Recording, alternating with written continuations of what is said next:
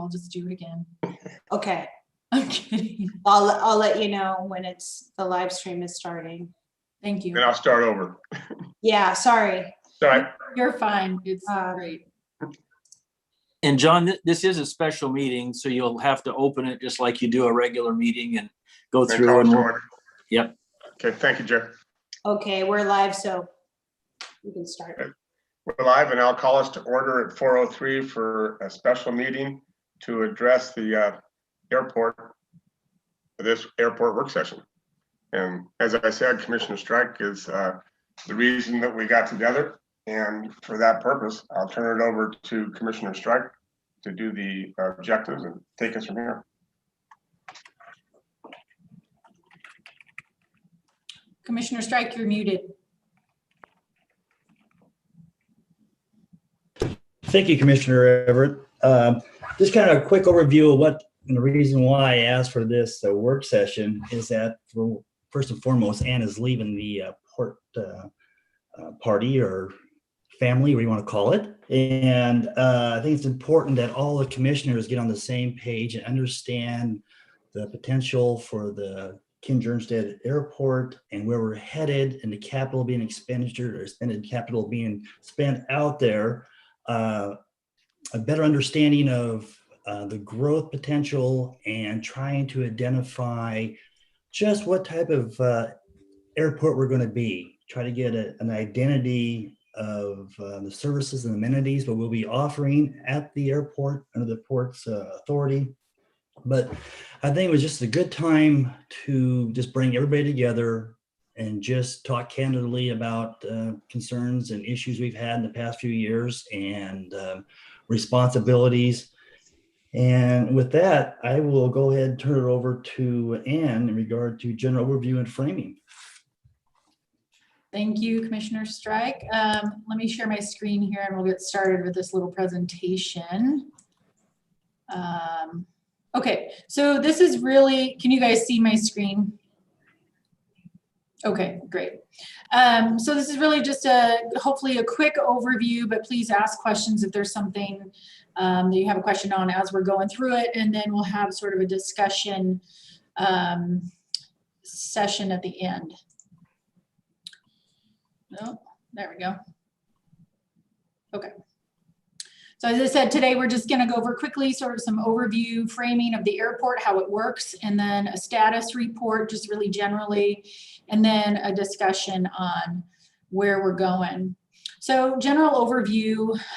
So really the airport and everything we do up there, because we are an FAA obligated, grant funded general aviation airport, we have to update our master plan every 10 years and we have to do a new master plan every 20. So that process really helps the port and the FAA understand the needs of the airport, what we have, what kind of capital needs we're going to have over the next 10 to 20 years. And it sets a road path for us to follow over the next 20 years with capital projects to get done to keep the airport both safe and hopefully growing into a self-sufficient asset. That's really the goal that the FAA wants you to hit as an airport manager, is that your airport is self-sufficient. So the latest master plan was completed in 2018. We started in 2014, and it took so long because we went through an environmental assessment in the middle of that, which shifted our airport layout plan and made us sort of delay that process. But that master plan kind of gauged and guessed at how many operations we have per year, so how many aircraft are coming in and out, our fuel needs, and our future development needs. And the Century West was our engineer and planning consultant on that, and they really helped us think about the airport, how we could maximize the development we have there. We really have a limited amount of space, and so you'll see in our airport layout plan how we've maximized that space. So the airport layout plan, some of you have seen this, and it's kind of a confusing diagram. There's a lot going on here. So this is really the visual representation of the master plan. So what you'll see is in red are paving projects that need to be done. In orange are buildings that we are thinking we're going to develop. Green right here is our grass landing area. And then there's all these other lines and stuff that you don't really know what are. So really quick, I'm going to take some time and tell you what these things are so you can understand the ALP a little bit better. Again, when we develop the airport, we need to understand what land we actually have available to us and what we can put there. So this helps us do that. So up here in the top center, there's a big circle. That's where our AWAS and weather station is. So we cannot develop anything in this circle. When we decided to move the wetlands there, the reason we did that is because we know we can't put buildings here because of the AWAS. So we knew that that would be a good place for our wetland relocation area. Over here on the both ends of the runway, and I don't know if you can see my little arrow, but this is what's called the runway protection zone. And the reason this is important is when you're building buildings, there's a ratio, a height ratio that comes straight out from the middle of the runway. And your buildings can only be as high as that ratio allows you. So when we were doing the master plan, we determined that this was way too wide. And in order to build any buildings on the airport, we needed to shrink that runway protection zone. So we did that during the master plan process, and now the RPZ is safe, but is also shrunk enough that we can build higher buildings on the airport. You'll notice we don't have a lot of land around the airport. The little blue dotted line is our property line. So what you see in red and orange is pretty much it. That's all we can develop on the airport. And we'll get into a little bit later the development options of what can go where. But are there any questions on the ALP and how it works before I move forward? Oh, Commissioner Everett, you're muted.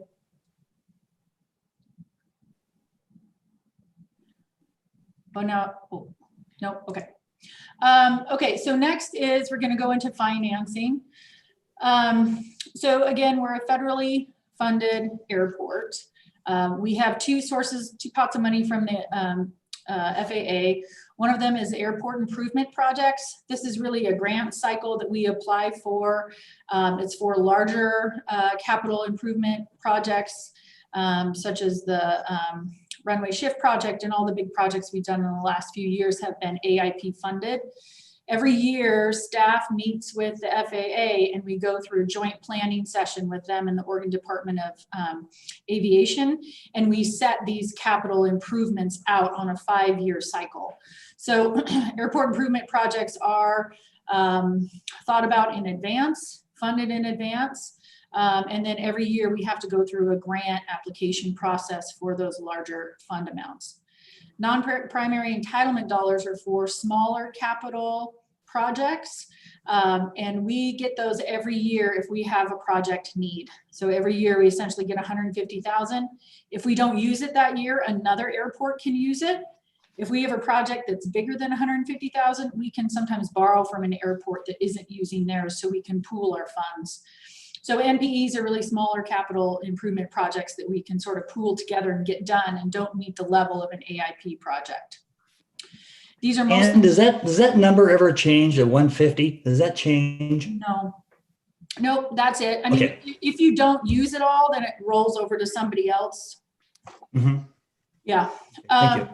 The FAA really only funds capital projects. There's some other things they can fund, but really this is focused on capital. They're not going to build buildings for you. They're not going to do the development for vehicle parking. They're going to do things focused on aircraft and airplane operations, and the infrastructure to get those things supported.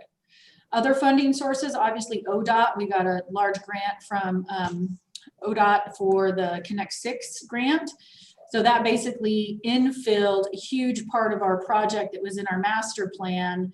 It backfilled the stuff that the FAA wouldn't fund. So bringing funding sources like that together can help us get a lot done. Same goes with Oregon Department of Aviation. They have 2 grant funds that we've been using lately. One is the CORE grant, which can help with things like our match. We applied to see if they could buy our fuel tank for us. We were unsuccessful, but they can do other kind of smaller capital some planning grants and things like that for small Oregon rural airports. And then the pavement management plan is also funded through the state. Every year they go to each airport and they do an inventory of all your pavement and and they rate each section of your pavement so they know when to fix it. If it gets to the point where it needs to be torn out and replaced, then that gets bumped up to an FAA project. But the state really tries to keep a lot of that paving in good condition. This is our 5-year CIP. This was in your packet. And this just kind of shows you our running total of CIP projects that we have in line with the FAA. It doesn't mean we'll get these projects funded, but typically they are. And again, we meet every year to go through this project.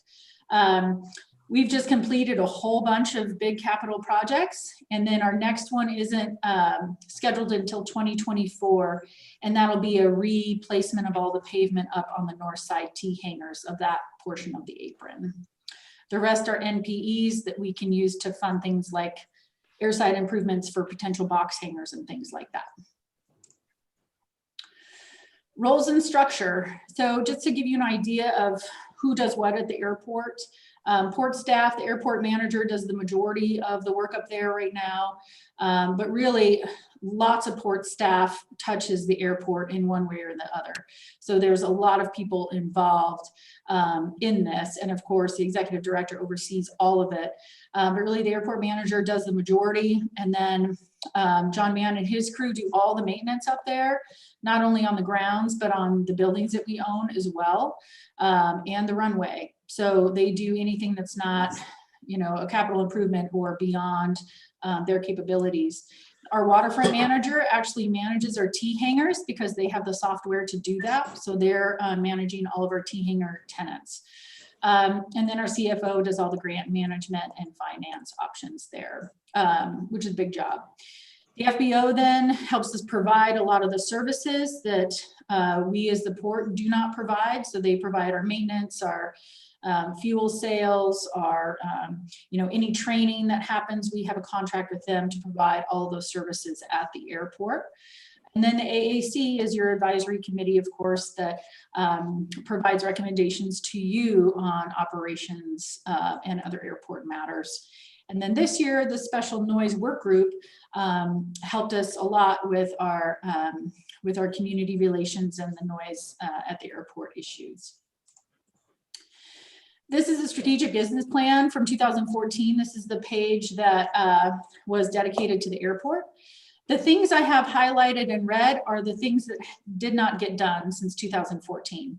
So that's a big list, and most of it was accomplished in the last 6 years. So prepare an airport business plan is something that now that we're done with all the capital improvements, I think that's why Commissioner Strike called this really was to think about what the airport is and can be. And so that is still on the list. And then preparing a feasibility study for the T hangers. That's partially been done, but not in a full report. And then build a new T hanger block. So those are the 3 things that were not accomplished from the strategic business plan in 2014. Status. So since 2013, there's been around 11 million in capital expended on the airport. So airport projects. That includes not only direct capital, but also the design and construction management, environmental assessment needed to get all those capital projects done. So really that's 4 large projects. The majority of those were funded by the FAA, and then the Connect 6 project. 2 of those were completed in 2020. If you look over on the right, those are the planning and permitting actions that were associated in order to get those capital projects done. So a lot of work behind the scenes to get those things happening. Over the next 3 years, you're only going to see about 1.5 million in capital because so much of this work has already been done over the last 8 years. So what the capital improvements have gotten us is a bunch of shovel-ready land waiting for development, depending on how the port wants to move forward, or if the port wants to move forward with that. Some other things, we've improved our safety. Usually a trigger to do AIP projects is safety and getting up to the new FAA standards. So at the end of this, we'll have a very modern airport.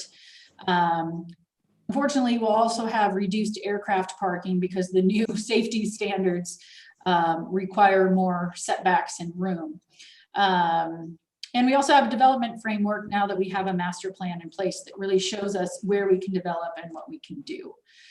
Operational improvements that aren't included in planning and permitting or capital include things like a revised ordinance 23. We implemented minimum standards, which really give us a framework for how we manage our airport operators, such as FBOs and others that provide services. As I said earlier, we reduced the runway protection zone so we can allow for vertical construction. Without that, we would not have been able to build anything on the south side. And then we implemented the Fly Friendly program and are working with the community on noise reduction strategies. So that's kind of where we are capital-wise. Now I'm just zooming through this, you guys, so you can have lots of time to talk. Next, we have development options. So what I did is I took the ALP and just highlighted some areas for you so you can see our progress and where the options are that we can now develop.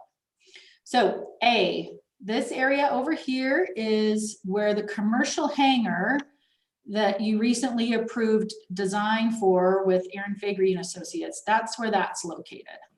So that's a nearly 30,000 square foot flex hangar that can be developed, and the port will come back to you with that design, and then you will decide whether you want to move forward with the bid for construction or not. Over here, B, this is, we're also talking about this a little bit tonight. This is where really the only place that the airport can fit T hangars and potential box hangars, because it's nice and long. That's how you like T hangars to be. It's got some space over there. So, and we're in line for FAA funding to install the infrastructure, the airside infrastructure to that site. So that's been placed in there as a placeholder for the port. But this is really where you could put some T hangars and some additional box hangars. C is down here at the bottom on the south side of the airport. A couple of years ago, we shifted the taxiway, and now there's a nice big, about 30,000 square foot building pad where you could put another series of commercial hangars. Significant infrastructure would need to be installed, including sewer, but that's available, as well as a couple little box hangar areas over to the west. We get up to D, which is another building pad, which is shovel ready. That's got everything ready to go for flex hangars or box hangars if you wanted to put them there. But you could fit some large buildings, about 45,000 square feet over there on the west side of the new north ramp. And then E, this is potential for box hangars. However, it's a really challenging site to work with just because of the grade changes and the access. You have to taxi up a hill, and it's just, it's a very challenging site, but that is available. And then over here to the east, F, you can also put more box or T hangars. However, it's zoned EFU. So getting that zone change is a challenge, and that may be something the port wants to consider in the future.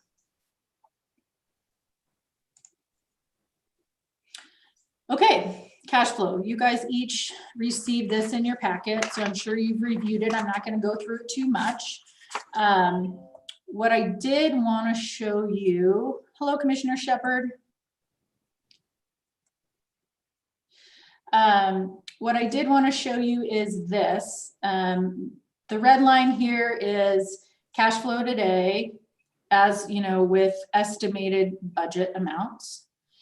And then with FBO changes, our current FBO agreement subsidizes the FBO about $20,000 a year.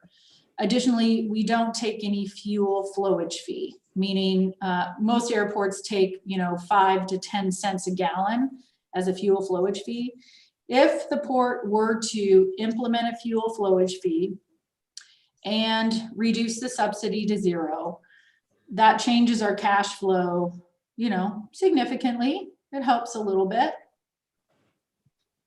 With the new hangar, if the commission decides to move forward with the new hangar, and there's a number of assumptions of financing and lease rates and all that behind this, but if the board decides to move forward with that, then even with our debt service with 100% financing, we're still looking at an improvement to our cash flow, which is the third red line down below. So slowly chipping away at that cash flow. The big sort of costs here, labor, and those types of things.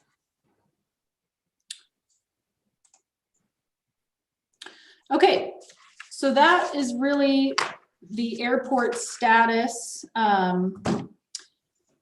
so far. And then if there's no questions, we can move into the discussion about future and current efforts and kind of what sort of decisions you have before you. And would you like to touch on the FFA designation B-2 for the new members of the board? I'm sorry, the What what? that means, what it's for? The designation, the B2. Oh yeah, Airports of B2, if you would, Yeah, just kind of overview. sure. I'm gonna actually pull up a graphic for you that makes it really, really easy if you'll just bear with me for a second.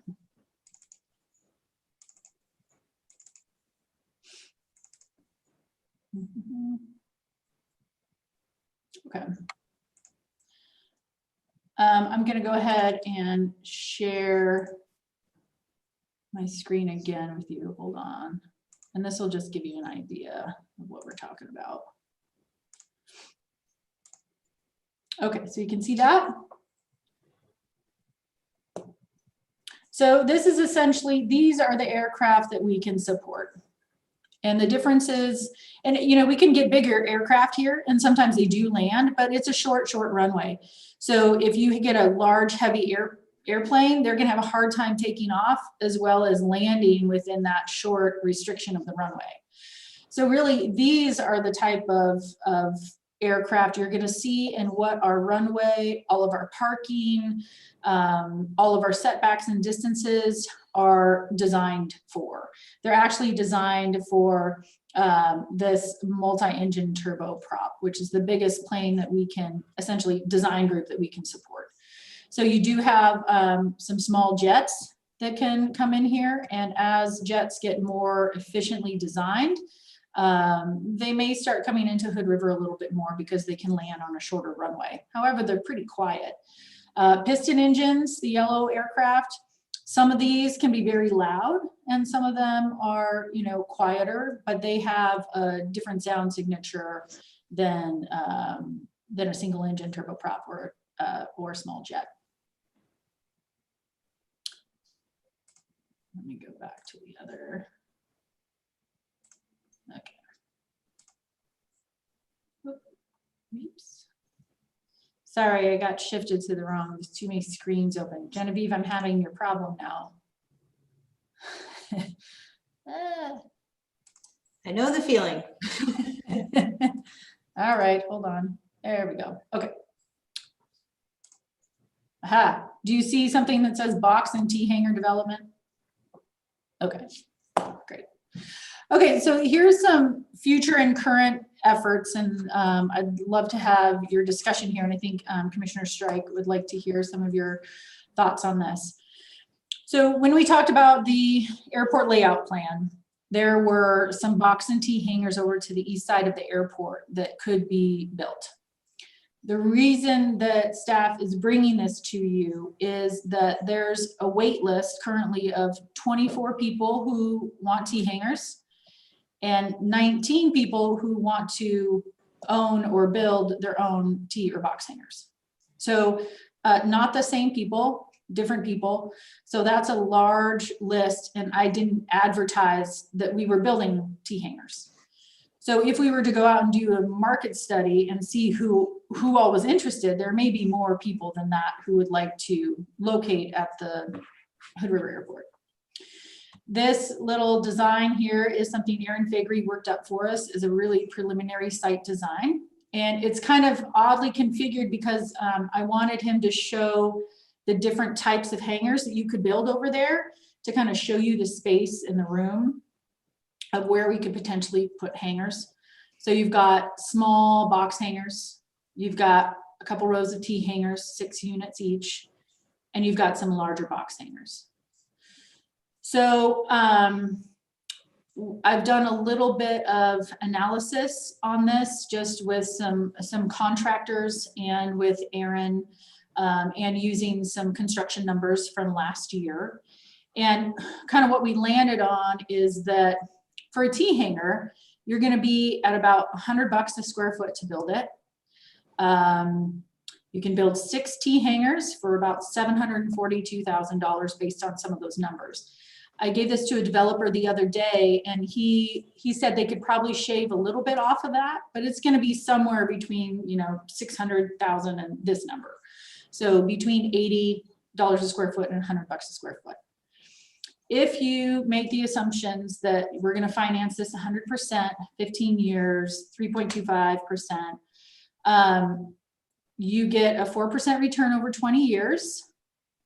And the first positive cash flow you get is in year 16. So that's for T hangars. That wasn't for box hangars, but you can assume that box hangars would be a little bit better because your lease rates are a little higher. This was assuming $5,400 a year for a T hangar. That would be by far the highest T hangar rates in Oregon. So that kind of gives you an example of sort of where rates are and where construction costs are right now. So there's a couple options for the board to consider. I mean, you could do nothing and not build these, which is fine. You could construct them and finance them for 15 years. You would control that development and that income and that construction. You would be utilizing your limited capital for construction. There's been a lot of private interest in developing these, all by aviators who own aircraft who want to be at the airport. If the port were to land lease, the other little box you see down here is we could lease that for about 35 cents a foot a year. So if we were to, you know, build what's on the screen here, which we wouldn't, then your land lease income would be, you know, $19,000 a year in the first year. So the question I have for the commission, and if you want to discuss this, is, and maybe Commissioner Strike has some better questions, but what would you like staff to bring back to you to help you consider whether you want the port to construct some of these, private individuals to construct some of these? Are there questions or hesitancies about ground leasing? One thing with the ground lease in airports is typically after the lease term, the building reverts ownership to the port. So in 20 years, you would own most hangars developed by the private side. So yeah, so I guess just maybe a little conversation and understanding about what the commissioners think about developing yourselves or private or combination. You mean for Yeah, that I'll go ahead and conversation jump now, in. Ann, or at the end? I'm sorry? Conversation now or at the end? Right now, this is perfect. We're almost at the end. I zoomed through it. Well, I'll go ahead and start. One thing, you know, with my almost 20 years as a commissioner, you have a tendency when you lease things out, you lose control. I hate to use that word, but it's basically what it is. You lose control of the outcome and the ability to manage your investment in your property to the full extent. So I've always felt it's much more important for us to hang on to land and have the general public and all our constituents be able to voice their opinion and have an ear to be listened to. So with that being said, I'm not in favor of land leases initially. I would like to see if we could possibly do it ourselves with a good cash flow. And you spoke about on your cash flow that you said not CPI on most of the land leases or the hangar leases. You would Oh, know. those are old land leases. Most of those only Land lease. have 10 years left on them. And some Okay. of them we've been successful in including CPI in them. Some of them we have not. Okay. We would not follow that structure in the future, or at least I wouldn't advise it.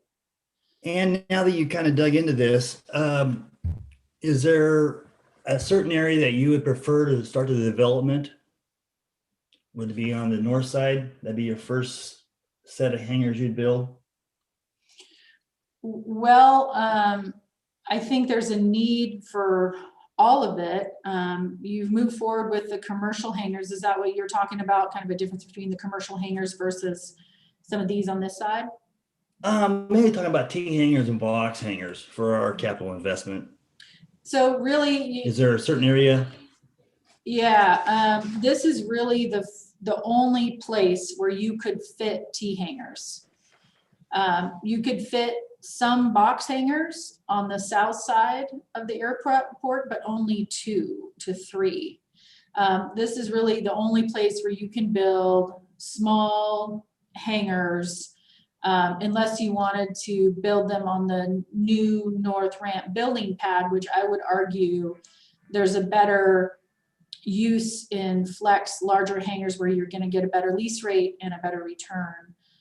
So really this is kind of the only place that makes sense for smaller box and T hangars. Do you want to go back to the ALP so you can see it here? I'll go back up there. So Anne, So we're looking at B. B is really the small box and T hanger area. So Anne, what you're saying is that if we do it ourselves, we'll be in debt and negative cash flow for 16 years. With the Then assumptions, yep. And if we partner with public, we are instantly in positive cash flow and the buildings revert back to us in 20.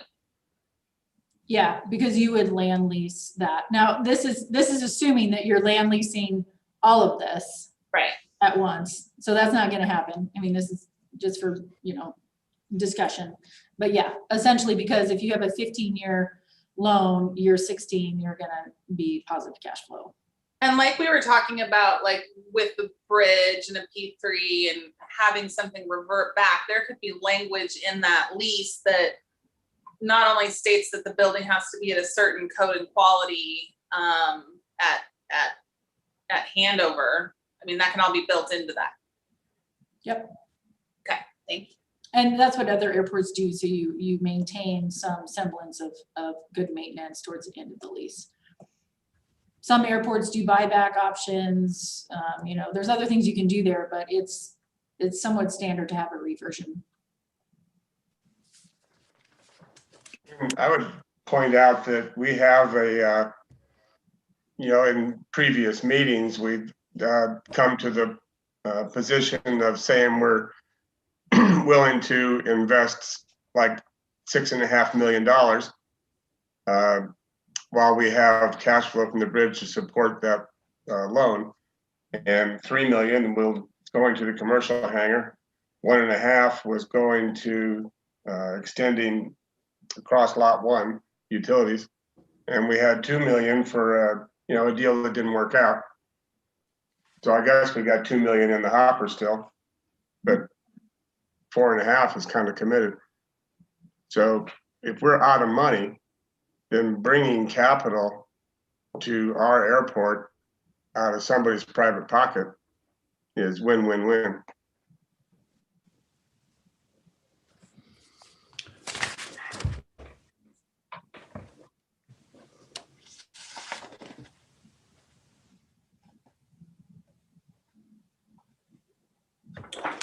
And do we want to talk about our airport, how we envision it, as far as what type of airport? Is this a good time to do it? You want to do Yep, it that's in coming up. a If there's different no more time? questions about box and T hanger development.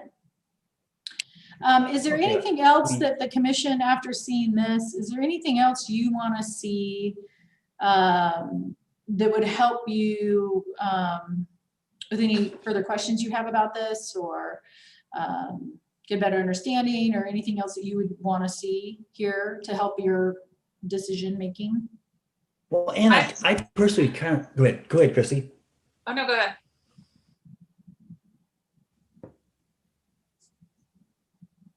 Okay, well, I mean, do you get a sense that there's a higher demand for the box or for the T hangers? I Well, don't there's really no- understand what the difference is. yeah, well, T hangers are little bitty, and you can just basically, it's the shape of a T where you can just shove an airplane in there and that's it.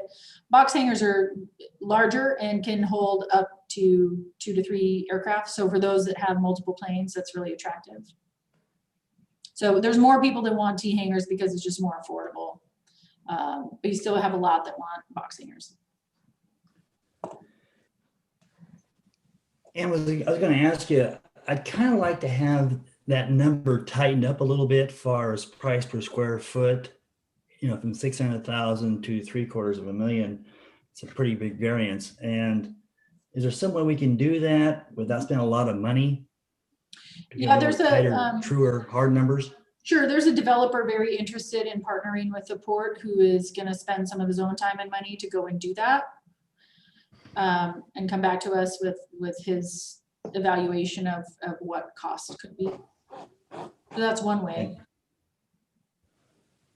And in my mind, I mean, my hope for the airport is that, this might be on a segue a little bit, but is that it becomes an R&D educational avionics kind of learning center. And to have a classroom and or light industrial or R&D production, that's box hangers. That's a building that can be multi-purposed. And that's what we're building when we say commercial hangars. The 3 million that we're going to put into that development will very much be a building that could be multi-purposed. And the T hangars down at the end, I see they won't ever have that potential. They're garages for small planes. Is that right? Yeah. Okay. Typically though, box and T hangers, you may or may not have restrooms in box hangers. You may have, you know, lots of them. Right now, we just have porta potties out there. So it depends on what you want to do. If you want to build a big commercial hangar that's got all utilities and everything servicing it and is more of a flex use, or if you want to have a box hangar, like you said, that you could, you know, it's bigger, you could use it for more stuff, but it's still bare bones. Okay, And but one then thing to bear in mind- sorry, go ahead, Commissioner. No, go ahead. Yeah, No, well, so one thing to bear in mind is that a T hanger is a good source of activity. You know, a person comes in, he wants to be active in the community, active in the airport. He doesn't want to leave his plane on the tarmac overnight.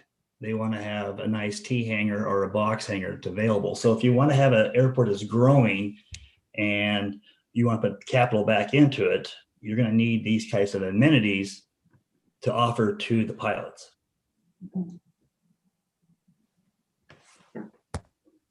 I just wanted to double check that the hangar that we're building and we're talking about and the grants that we have spent to do the prep, we have pipe in the ground to give water and sewer and electric service to that building, right?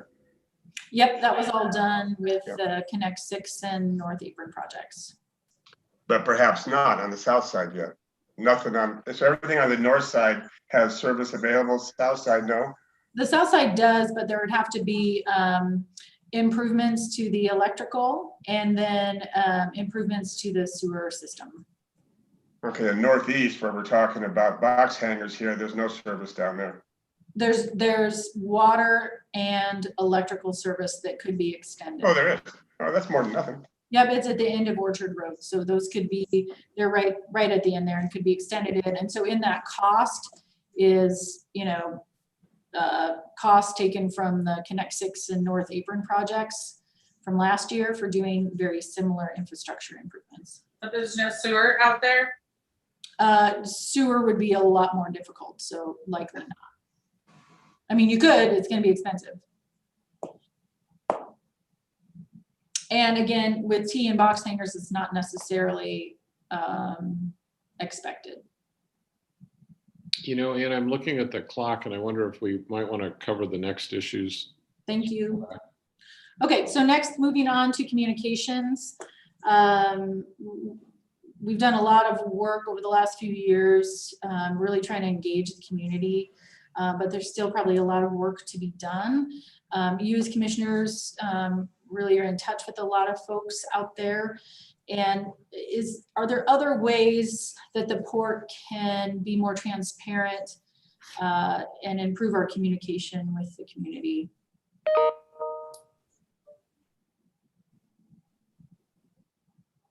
The things you see below are things that we've already sort of implemented, but like I said, could use improvement, and there's probably others we could do. I think that in the last year, seen a lot of improvements. And so if we just keep going on that trajectory, I think, you know, besides knocking on people's doors and talking to them one-on-one, I think you're doing a great job. And what is our current format for a constituent who has a concern or a complaint or a question? What's that process normally like? Is it goes through the FBO, airport manager, or directly to the port? How does that work normally? Well, there's a couple different ways. They can get on our website, and there's a complaint form there that comes to both Genevieve and I. And that's how we like everybody to respond. And then a lot of times I'll just get complaints over the phone. And if that happens, then I'll enter them into that online system. And then the FBO, we're disconnected from their process for responding to complaints. So that needs work. People will text me sometime. I don't know, I got 10 texts this weekend about airplane noise. So I just entered those into the noise complaint system. But that's how we do it right now. And, you know, we've had suggestions of hotlines, numbers somebody could call, and then ways to improve things with the FBO. Right. So you're saying right now that if I'm a constituent and I call the FBO, we may not be notified as the landowner. We might not. Typically, they send those to me, but it might not happen. Somebody may not do that. I don't know. And Hobie, is your intent that you want to know who's making the complaint and where they live, or do you just want to? Because I know that some people are more freely to talk when it's not tied to a name. Right. I guess my concern is that if the complaint's directed to a third party and they decide not to forward to the port, how does the port address it? That's my main concern right now, that there's a breakdown, I think, there that we need to hold accountability to the port and have, because we have the most resources and it is our asset. Bottom line, it's our asset and it's our name. And it's held by the constituents, not the FBO or certain individuals. So I do see a potential breakdown there that could be misused for lack of communication. And I think that's where a lot of frustration may have occurred with the noise problem we had, is that there's been a communication breakdown and we're finally addressing it and we're making up the lost time, and it's tough.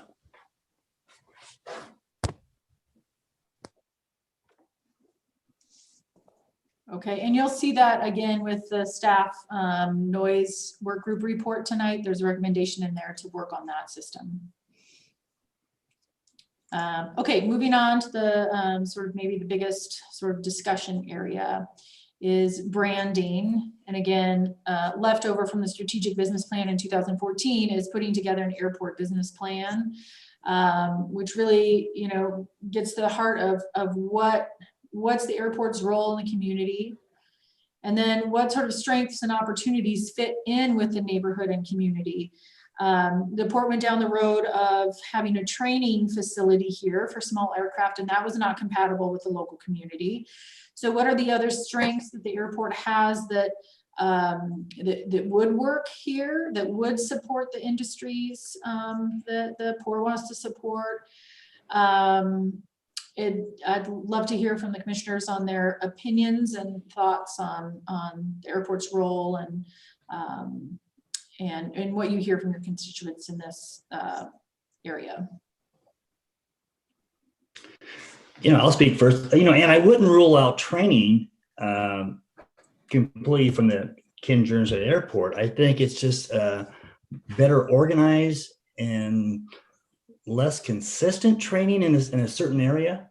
I think departures and arrivals are not a big factor for noise. I think it's when you're in the pattern. But I think training should not be taken off the table. I think it should be looked at and utilized, but maybe at another location for intense training and long-term training. But as far as takeoff and landings, I think most people enjoy watching a plane land and take off. It's just that consistent noise in the pattern over and over that are one of our concerns. So I'd like to at least not take the training aspect out of it, at least we consider it. And, aviation tech is always a good one. That's a clean industry. That's where we're going. We spoke earlier at our meeting, Ann, about drones and the compatibility with general aviation, and there's a problem with that too for separation. But I like to see the airport grow with the college and the high school to get more potential pilots into GA for a future in aviation commercial aspect of it. I think there's a demand for that. I think there's opportunity for a kid that has no way of being introduced to aviation could get into it. That's my 2 cents.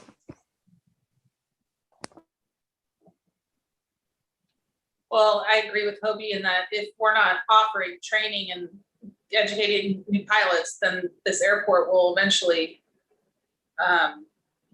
not have anyone to use it. So I think it's really important. I'm happy to see the airport become a university.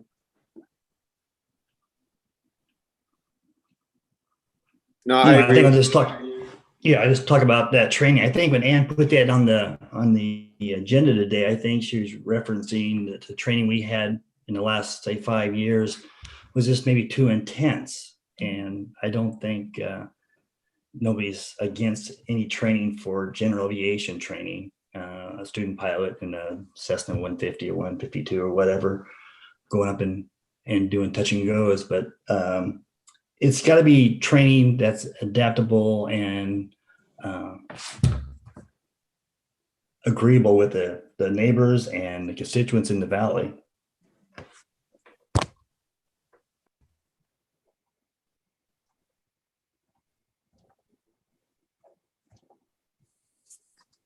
I agree with everything that I'm hearing. I don't get a lot of feedback from my constituents on the airport other than stuff I can't repeat as far as the noise complaints, but most people have absolutely no problem with it. And I would like to see an increase in educational opportunities out there. And I think some of that will come with future development as well. After we get the hangars done, I think there's other development we can do to spur business growth and educational opportunities as well. So yeah, I agree with everything I heard. Yeah, one thing to bear in mind, guys, is that trying to identify our role in the future is that I think we need to utilize artificial intelligence more and more. I think we've got this warm and fuzzy feeling that you walk in the FBO and you sit down and you have a cup of coffee and you all of a sudden decide you want to be a pilot. I don't think that's going to happen these days. I don't think that we need to build for those clientele. I think that clientele is leaving. They're dinosaurs. I think they're going to find a website. They're going to sign on YouTube and they're going to go ahead and sign up on the port's website to get a flight instructor. So do we really need a flight instructor out there 24/7 or 5 days a week? Probably not. I just think we need to start looking outside the box for future ways of running the FBO. Use artificial intelligence for access to buildings after hours. Does somebody have to be there? I'm not so sure that we need people there all the time. It is nice to have that conversation, but it's not necessity. Fuel's a major factor, and nowadays it's all self-serve mostly. But we do need a port presence, I think, at our asset if we do decide to go with a third party as FBO operator and not ourselves. But I really do want to look at technology helping us due to the fact that the location of our asset is away from the port office. It's kind of up on the hills, out of the way. We don't see it every day. So by having better cameras, better electronics up there, I think it's very doable that we can have a cutting edge airport, a vibrant airport, well run, but we need to utilize technology.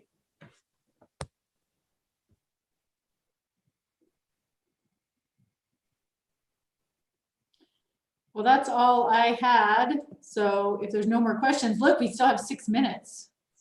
Good job. Okay, thank you. Does anybody have wrap-up comments they want to make regarding the airport before we move into our regular agenda? Well, John, I like to say, I just like to have everybody kind of think about, we really haven't addressed the question that Ann asked us, what kind of airport we want. So maybe it's back on our shoulders to take 5 minutes and think about it, and maybe come back and having just in a regular session, have a little chat about what we've seen other places, where do we see the future of our airport, the needs and necessities it's going to offer, the amenities it's going to offer. But we need to have a goal that we need to achieve and believe in, and willing to put capital into it. So I think it's important that we brand our airport, and it's in conjunction with Hood River's brand and where Hood River's going as a whole. Well, can you then, Commissioner, give a 30-second, what's your vision of what the airport's highest and best would be? That's a great question, and I have no problem doing that, John. I mean, I want to do it right now, but maybe I should go and do a little more comparison to find airports that are GA in our growth and maybe unique areas that we offer that other airports offer, and just get a better understanding. But I'd be glad to come back and just give a little spill about what I've seen, what worked other places, and maybe propose some things to the board. I'd have no problem with that at all. Okay, and we'll maybe move that to a future discussion item at a date in the future. Well, and I can't remember where I read it in, I don't know if it was in this packet or in tonight's packet, about how we actually have some accolades and some awards, and we're considered a kind of a desirable airport to be at. And so I think, I agree with Hobie. Automation for security purposes, for tracking purposes, and just the technology of being able to kind of keep track of things, I think is going to be important moving forward. And so, yeah, I think if we're already kind of known around the state as being a good airport, we don't want to lose that, for sure. I mean, I will say that there's many rural GA airports that are dying. And we have an amazing asset up there as far as having industrial land that's usable for aviation related businesses. You've got a really involved aviation community and neighborhood community up there. And there's a lot of energy around the airport right now in aviation, with the college and the glider club both applying for large FAA grants and training opportunities up there. So I think there's going to be a lot probably for you to consider about how you want to move and develop that airport to meet some of those opportunities. Yeah, and to kind of add to that, and too, WAM, what an asset we have. WAM is a huge asset for aviation in our community. And even if you're not an aviator, WAM is a huge asset. We're fortunate to have them. Thank you, everybody. Okay. Thanks, Sam. Job well done. So Jerry, I don't know if we need to adjourn the work session and officially, Yeah, I think it's better to adjourn this, I call it a special meeting, and then open the regular session at 5 o'clock. and if it's okay with you, I'll just continue the same stream going. Okay, then at 4:58, I'll adjourn the special session and wait a couple minutes and we'll open up on time for the regular session.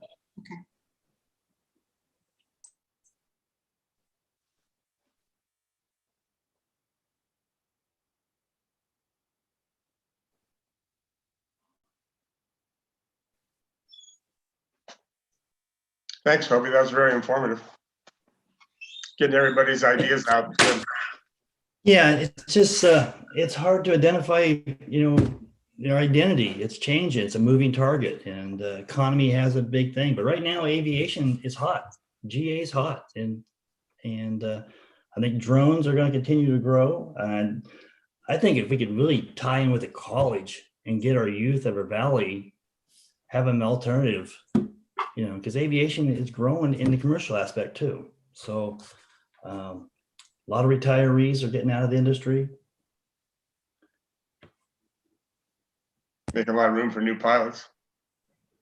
Yeah, it's and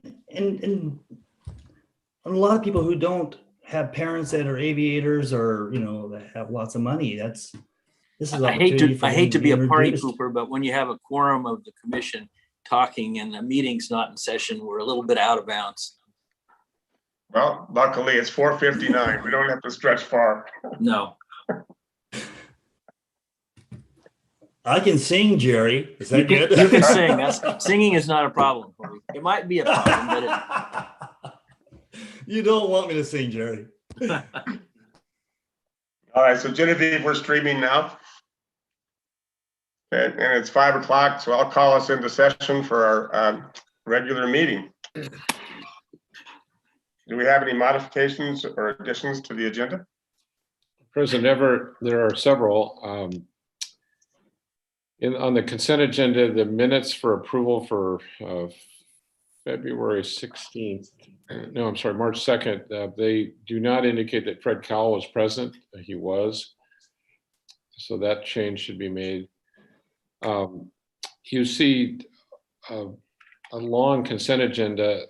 Most of the items relate to leasing, lease amendments, and leases. There is a reference to legal counsel review on all of those, and none of those are really required. Jerry has reviewed each of those leases and is comfortable with them. The one exception that still are some modifications that may need to be made is the Freem lease. So as a practical matter, that's the only one that really needs the reference to legal counsel review, and Jerry would add to that an executive director approval. So you would modify that particular action related to the Freem lease to add to it and executive director approval. That's just sort of a staff check. So Jerry and I can work together, and we both collaborate to make sure that that is in final form. So that was one change to a recommended change to the Freem action on consent. We would also recommend moving the bridge replacement project informational report down to a discussion item. And that's because there's a couple new important developments that Kevin will want to mention and brief the commission on. And then finally, as I understand it, there is under action item A, there is a revised acknowledgement agreement with some small modifications, but material. So the commission, we should have for you a copy of that revised acknowledgement agreement with the recommended changes to it. We'll So- have that tonight, Uh, or we'll move that to a later meeting. No, I understand we'll have it tonight. I can display it. Right. So those are staff recommended changes. Okay, and then the additional language to the Freem lease, is your noting it in this opening statement enough? I would defer to Jerry on that. Jerry, so Jerry, to get the additional language to the Freem lease, do we need to take it out of consent, or can we just reference that change? Jerry's frozen in a very pensive pose. I think that the action, the recommendation for the approval of the consent agenda can simply make that note. With the addition of Fred Cowell as president in the March 2nd meeting, and with the addition of, and with executive director approval with the Freem action. So it would be a motion that has those clarifications within it. Okay, then with that, can I get a motion to approve minutes under the, well, no, can I get a motion on the consent agenda? Commissioner Everett, Yes. Commissioner Everett, public comment, I believe. Oh, sorry. Do we have any public comment? There's no public comment received. I don't think anybody is calling in. Let me check real quick. I don't have anybody requesting to speak at this time. Okay. Then that would take us to the consent agenda. And can I get a motion that would include that Fred Cowell was attending the March 2nd meeting and adding the language with executive director approval to the Freem lease? Move we approve the consent agenda with the noted changes.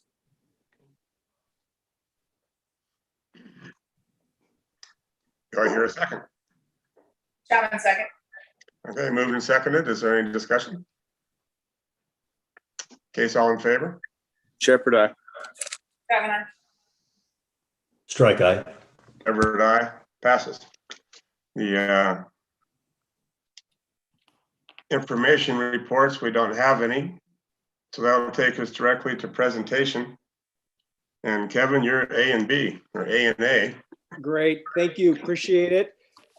Just wanted to bring your attention to a couple of things.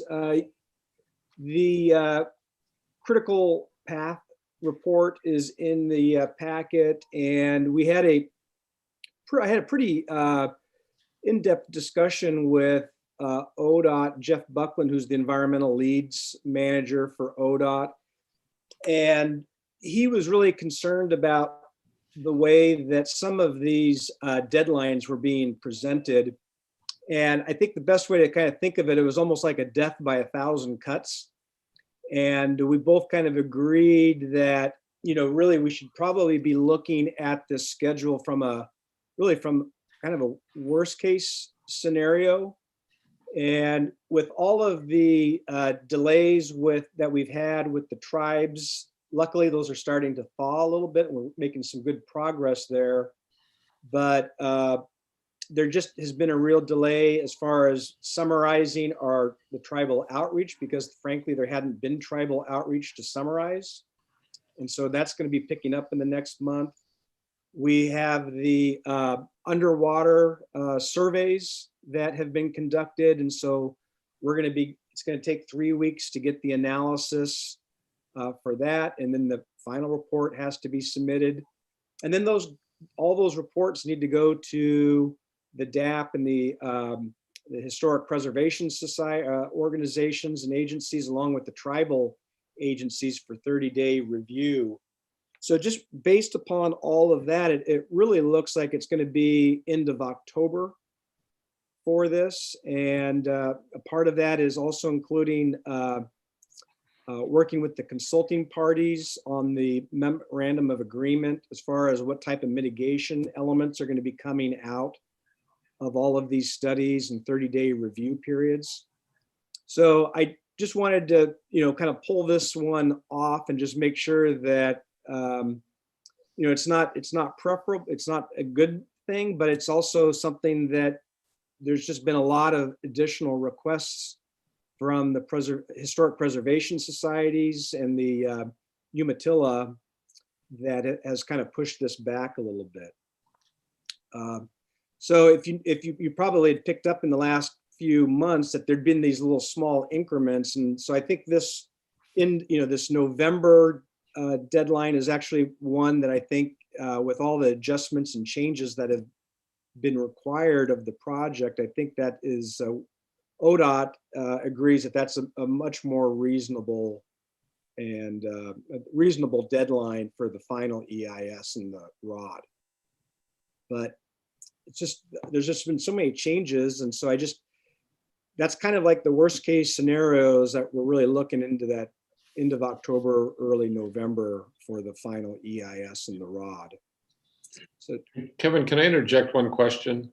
yeah. Just for clarification for everybody. When the EIS is completed, is there a time period subsequent that until the record of decision is approved? Or is that simultaneous when the EIS is done? Yeah, they're simultaneous. Okay. The thing that's, and the EIS is actually doing pretty well. It's the Section 106 work, which is kind of a parallel process. And that's really where a lot of these issues have been kind of drawn out. Kevin, I have a quick question. Yeah. When do we get to see the video or the imagery of all of the work that was done underwater with those surveys? We should be getting that. I think there's probably some preliminary stuff that I could probably get us for the next meeting. The actual report won't be out for 3 weeks. But I can tell you they found lots and lots of relic pile. So they found a lot of stuff out there. And so they're just going to be analyzing it. We're actually going to have somebody from the coast that is a federal archaeologist with BOEM, which I think is the Bureau of Energy and Management. So they're going to be reviewing it. So I'd say probably I can get you some preliminary images by our next meeting, if not the final report.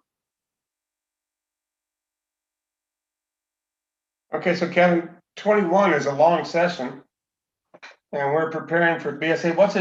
What's it do to move us all the way to the end of 21? As far as the overall funding strategy in 2 state legislatures? Well, I think there's nothing that we're seeing that is leading anybody to believe that we're not going to get there.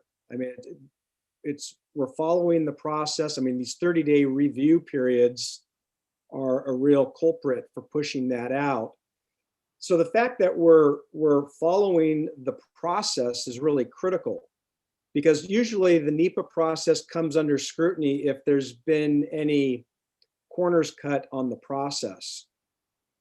So I think everybody understands that the supplemental draft was really the big milestone, and it's just a matter of finishing up the Section 106. And so we can continue to say that, it's pending. We're 85% of the way through NEPA, and people understand that these are tricky processes, and you've got agencies and tribal agencies that ask additional information, and we're kind of expected to provide it for them. No, I understand we're at the mercy of people that we don't control. However, the legislative schedules are equally unforgiving. Yeah, I think, for instance, I don't think it's going to, because we're doing a lot of phase 2 work, now. So even as we're waiting for the final EIS and ROD, there's nothing to say that we can't go out and get a AE design contract underway or an owner's rep contract underway. So Okay, so just more parallel, and you have to say at a higher risk level. Yeah, but I think that there's general consensus from what we're getting because of that because that one site where EC3 is located to the east of the current bridge. There's a lot more problems on that side. So, everybody feels very confident that EC2, the preferred alternative, is going to come through at the end of the day. Very little challenges to EC2. Okay. Kevin, 2 questions also. Would it be helpful at this juncture to when you're reaching out to the tribes to include a commissioner in with the meetings, that a commissioner's requesting the meeting, or even higher than that? Is that something that we might get some more validity if we include, you know, either Anna Williams or Chuck Thompson, who are big advocates? Could we move the needle further that way by getting our elected officials involved? Well, you're onto a really good point. We're actually using Federal Highways is actually who is the agency that's conducting the outreach. So, for instance, for this Yakima Nation, this Fishers meeting that's going to be coming up next week, it's actually going to be introduced. The opening of that presentation is probably going to be Phil Ditzler from Federal Highways Oregon Division, or his lieutenant. And it really comes back to your point, Commissioner, is that the tribes really only listen to the federal government. And so if it's Federal Highways that's kind of driving the issue, as they have all along, they're much more likely to listen in. The main issue that the tribes have had has been that they really got hammered by COVID. And it really hasn't been just until the last couple of months that they've really started to open up and engage like we wish they had a year ago, but we understand that that's a big concern of theirs. I'm just wondering if even just having, because I'm assuming these meetings are all Zoom, even just having participants from the Senate, or, you know, even Senator King on the Washington side, if they were just participants listening in, if that would just show, I don't know, a higher level of respect. Or yeah, well, I think that's a great idea. I could certainly ask the fisheries manager if that would be appropriate, and certainly give them if it's a Zoom meeting, so it's not like people have to travel in. So yeah, I can absolutely do that. It's a good idea.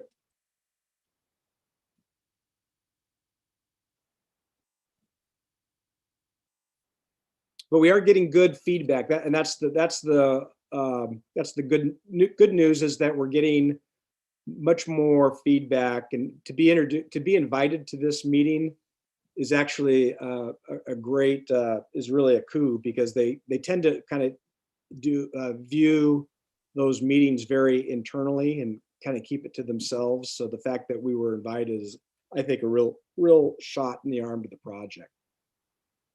How did that happen, Kevin? How was instrumental in getting that invitation? You know, I think it was really more their comfort level with the project. I mean, John Mann posted notices for the Fishers survey over at all 3 fishing sites in the area. We had started conversations with CritFic. And so I would say that even though they were not open to meeting and conducting meetings, there was built up demand. So once they felt comfortable, man, it's just, we've gotten really good response back. So I think it's just being persistent, professional, and then the fact that they're just now willing to have these meetings. These were all canceled this time last year.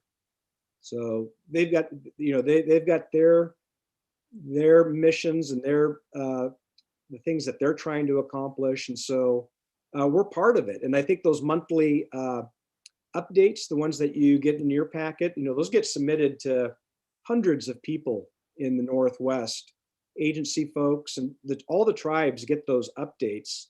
So it's not that there was ever a lack of interest in the project. It was the fact that they just had their comfort level about meetings with the public and all the things that they were dealing with as individual governments. Okay. Big accomplishment to get to that meeting. Yeah, patience is a virtue. So anything else as far as those critical milestones, or anything else there? If not, I could switch. I thought it might be worth having a conversation about the updated preliminary cost estimate. And let's see, Genevieve, I don't know if you could maybe bring that page up. Bear with me just one quick second so I get to the right page. Yeah, I think it might be 185, 185, okay, or that might be maybe 195, okay. somewhere in that area. It was a big packet. Yeah.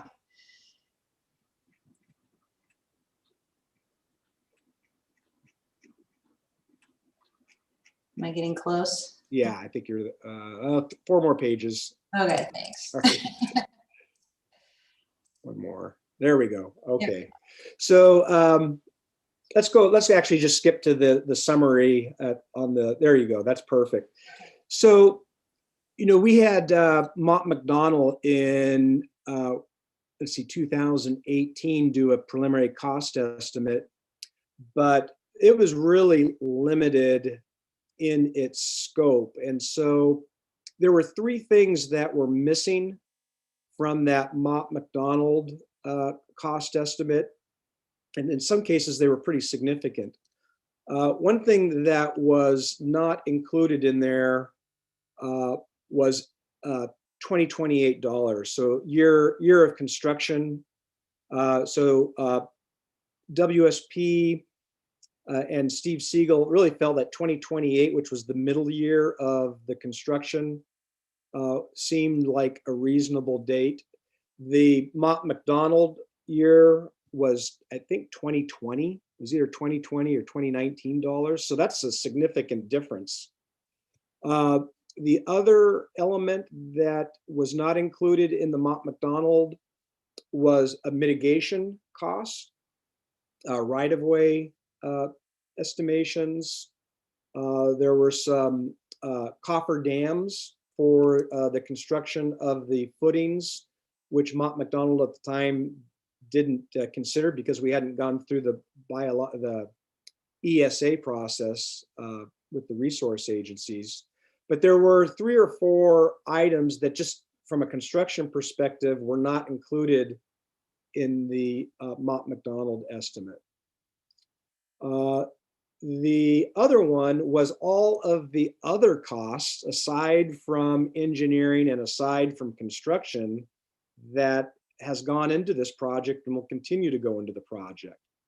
So for instance, all of the work that is happening in governance, in developing the bi-state bridge authority or bridge compact, that's a big effort that Mott McDonald wouldn't have included. It would include all of the financial planning and bringing in the traffic and revenue analysis and the process for applying for the infra grant. Those costs were not included.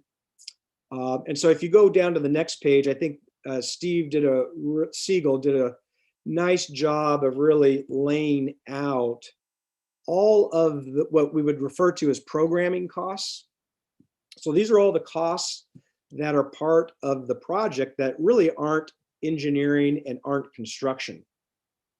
And so with Steve's memo added onto the cost estimate, you really have a much more comprehensive estimate on the cost for this project moving forward. And frankly, I've always been very, very reluctant to use any type of dollar amount when I'm talking to legislators or key agency folks. I tend to say something like, we're about 10% the cost of the I-5 bridge, because the I-5 bridge is faced with the same problems that they have planning level cost estimates for that project as well. So, it's a big jump up from what when we were kind of forced to throw a number out with the Mott McDonald number. I think they had a cost estimate in 2020 dollars of, I think, 277 million, which included a 40% design contingency. And we included 40% design contingency in this updated one as well. But, if you're rounding up to 300 million, that still did not include 8 years of additional inflation and all of the programming costs. So I just kind of wanted to get this out there in front of you and see if you had any thoughts or maybe poke some holes in the assumptions here. Again, a lot of these are just planning level cost estimates based upon, talking to our consultants and our experts that we have. Yeah, Kevin, in my view, the important thing about that number is that we chase the right amount of money. Absolutely. And yep. And this was one of the things that, John, we've had some conversations and, trying to get down to that toll. What's the toll amount going to be? Having a firmer cost estimate that you can hang your hat on is really the first step. And it makes our ask more credible. And, we don't want to ask for too little. And we have to be able to support the amount that we do ask for. And we're finally getting to that. This is a long way from certainty, but at least it's black and white and more than we think it'll cost a lot. Right. And Steve's going to start working with the bi-state working group as far as the finance plan, kind of going through what are the various, there's 20 to 30 different criteria that go into developing an equation for something like tolls and what the bond amount is going to be. So he's going to start that process not at the Monday meeting, but the early April meeting. He's going to start working with the bi-state working group and taking them through all the various criteria so he can start developing a preliminary finance plan, which is something, John, that you kind of brought up about a month ago, that we exchanged some emails. And No, I'm convinced we have to get there before we get real attention from anybody, including the bi-state work group members. So I think our discussion plus the fact that we had this cost estimate was a good impetus to kind of round out all of the other costs as kind of the first step in that discussion. You bet. Formulas start there. There's a number to plug. That's good. Any other comments, thoughts? With that, I would like to walk you through a presentation on some of the land use elements. Jen, I can do the presentation from here. Should I just go? Yeah, if you want to go ahead and drive your presentation, then it might work better. Yeah, absolutely. Let's see if I can find it here.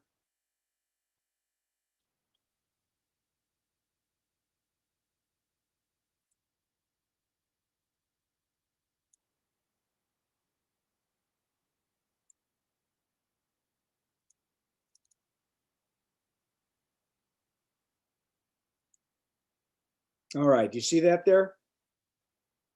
Should say SDEIS land use chapter discussion. All right. Yes, got it. Great. So chapter 3.4 in the supplemental draft EIS really focuses on land use and land use does touch a little bit on zoning and those types of things, but when they use the term land use, it's really what uses are being impacted, what owners are being impacted. And obviously the port, to no one's surprise, is the largest negatively impacted from an operational perspective of anybody in this process. So I think it's really important that we consider those impacts and what is in the supplemental draft EIS for mitigating and minimizing those effects. And it's also really important to realize that as we proceed with this, that these impacts are kind of assumed or anticipated, since there's really no engineering. So, the hope is that a lot of these items will be able to be designed. There can be design solutions.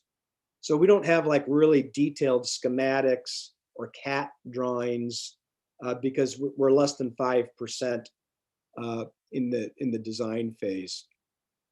And then the other part of this discussion is what's known as Section 4F.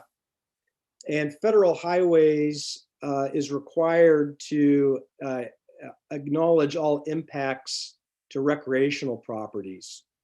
And for the port's sake, there's really two, and they're big ones. There's the waterfront trail that starts at the Hood River Inn and goes along all the way to the other side of town, but also the marina and the marina parking lot. So those are two really affected properties. And so Federal Highways wants the port to be in concurrence that there's minimal impact on those elements as a part of this project.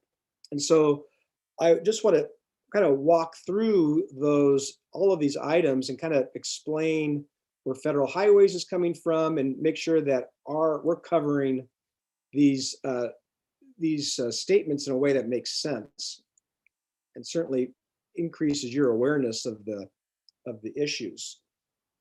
So again, these are not CAD drawings, and so they're kind of difficult to see. But you can see where the maintenance shop is located, and you can see where the administrative offices are located. And this large blue patch is the acquisition. And it's really important that when we talk about the project acquisition, that the Port of Hood River's property is included in those land totals. Because a lot of times, if it's a owner is pursuing the project, they wouldn't necessarily have to acquire their own property. But this is obviously unique from two perspectives. One, there may be, the Bridge Authority may ultimately have it. And so one way to look at it is that the Bridge Authority would be acquiring this property. But maybe even more importantly and more likely is the fact that it affects our operations. So, so there's pretty significant blue coloring through the easternmost parking in both the administrative office and the maintenance shop area. That whole area just on the end of the retaining wall, or where that berm is going up to the toll plaza, would all be affected by the increased footprint of the bridge. So Can we get the existing footprint back? Well, partially you would not be able to, but that's where the engineering solutions would be looking at trying to minimize those effects as much as possible. But right now, it would be affecting about 1.2 acres of port property right through the operations center, and there'd be a loss of 18 parking spaces. And then really probably the biggest one is just redesigning of that access road from Button Bridge to the operations center. So those 18 parking spaces, those are all at the port. None of them are in the boat launch parking. There's 3. So that's absolutely right. So since that map was kind of hard to see, I just went ahead and went to Google Earth to try to show you specifically what those impacts are. And so I wanted to call out specifically the difference between the maintenance yard and then the upfront administration parking. So as you can see here, the current yard size is about an acre, 23,000 square feet. This is I just use Google Earth tools. And then the lower image is approximately that blue swath of land, which was about 10,000 square feet. Does that make sense, that those two images? So the upper one, the 23,000 square feet, that's the entire yard for the maintenance shop. And then the lower graphic is the portion of that would be needed for the new bridge. No, that makes sense, although it still doesn't address What happens to the footprint of the old bridge? Well, that's going to be opened up and I think they've got it identified at this point for potential bioswell stormwater collection. If the project can't get hooked into the stormwater system over by I-84, ODOT has a stormwater collection system over there as well. So yeah, go ahead, Obi. Kevin, that zoning for that 1.2 acres is what? I believe it's commercial at this point. Oh, It is. oh, That's correct. oh, okay. That puts a new spin on things. It does. I mean, I guess that's a 45% reduction in John's, in the maintenance crew area, and that's really significant. And if you look down in that if you look in the lower one, there's about 9 parking spots. And I don't know how many of those are actually utilized for port workers, but they may be where stuff is stored, trucks are stored, trailers are stored. And I don't think the law that the port office needs to remain in that location in the future if it's not adequate. It's certainly not something we need to talk about or decide now, but I don't think it has to stay there, does it? Well, I think that's kind of Ben, you're going right to my last slide. But that is definitely one of the things that should be considered and certainly open to discussion.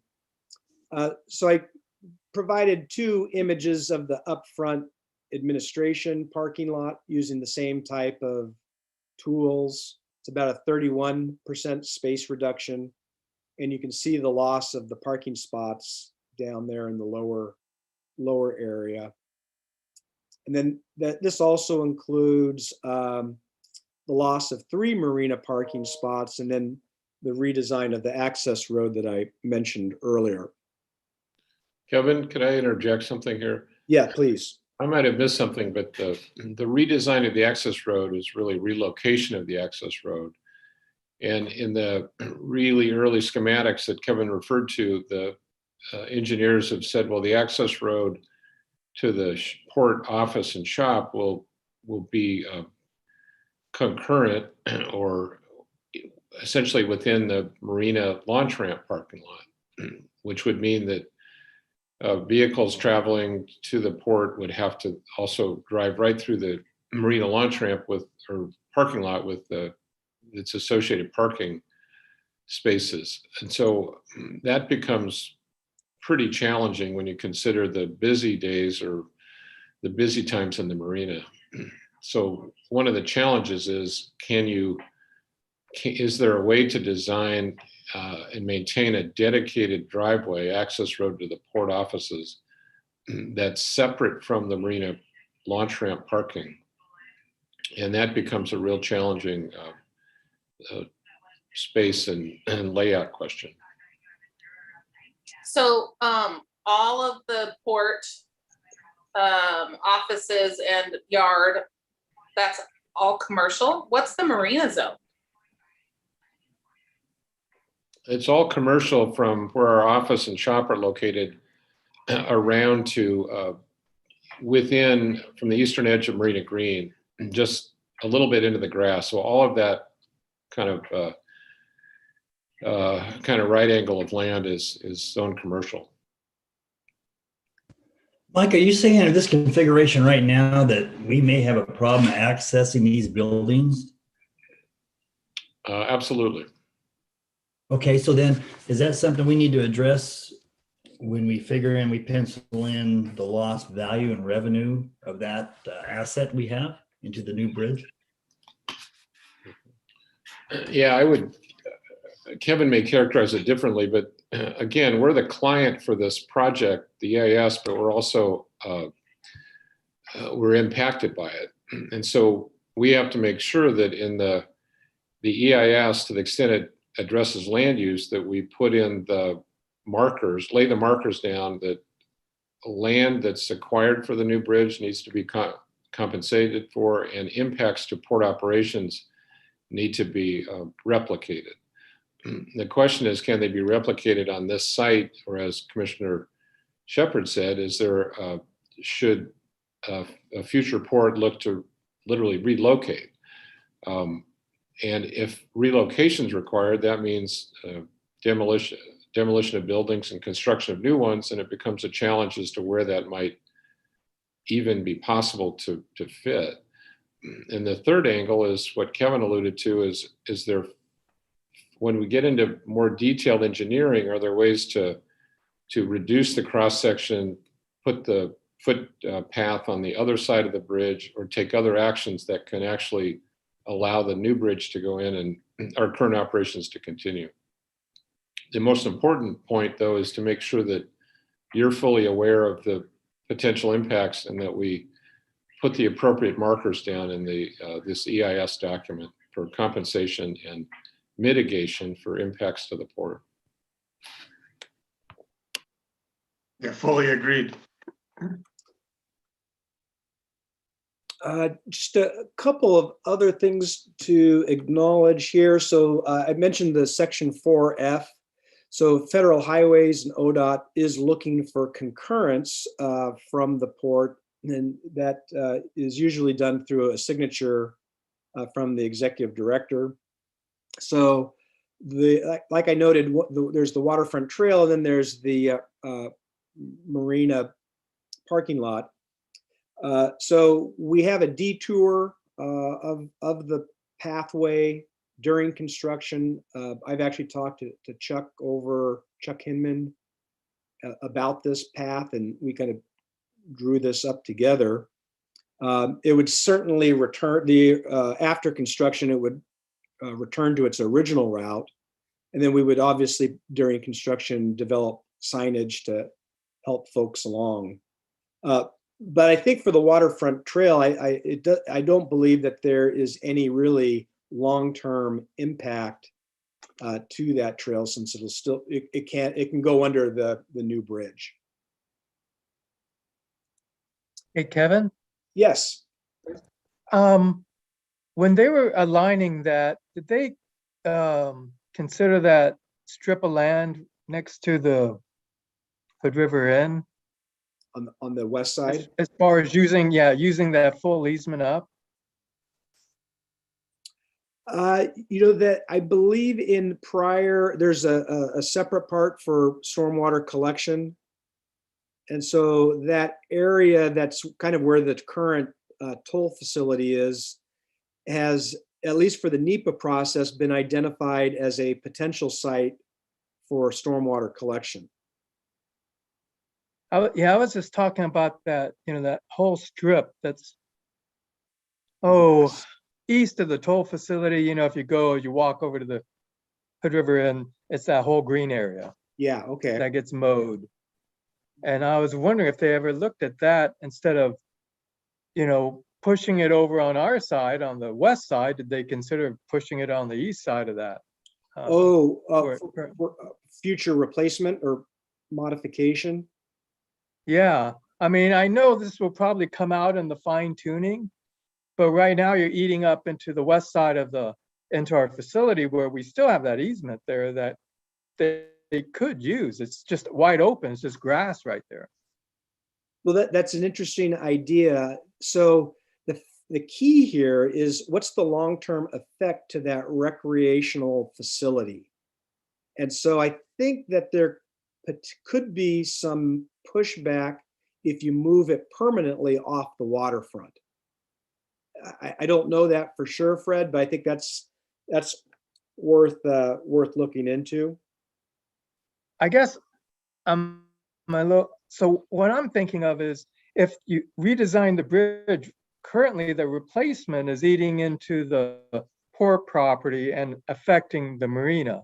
If you move it to the east and use that property to the east, that would create a little bit of a design structure, and I don't know if it would impact our property as much. That's just where I'm at, and maybe that comes out in the redesign when you really get down into the fine,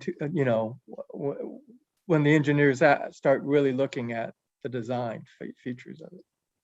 Absolutely. In some ways, I think the language that's in the NEPA document is a worst case scenario, which is really one of the reasons why staff really wanted to make sure that we put pretty heavy markers down in this document to make sure that the port's protected in the worst case scenario.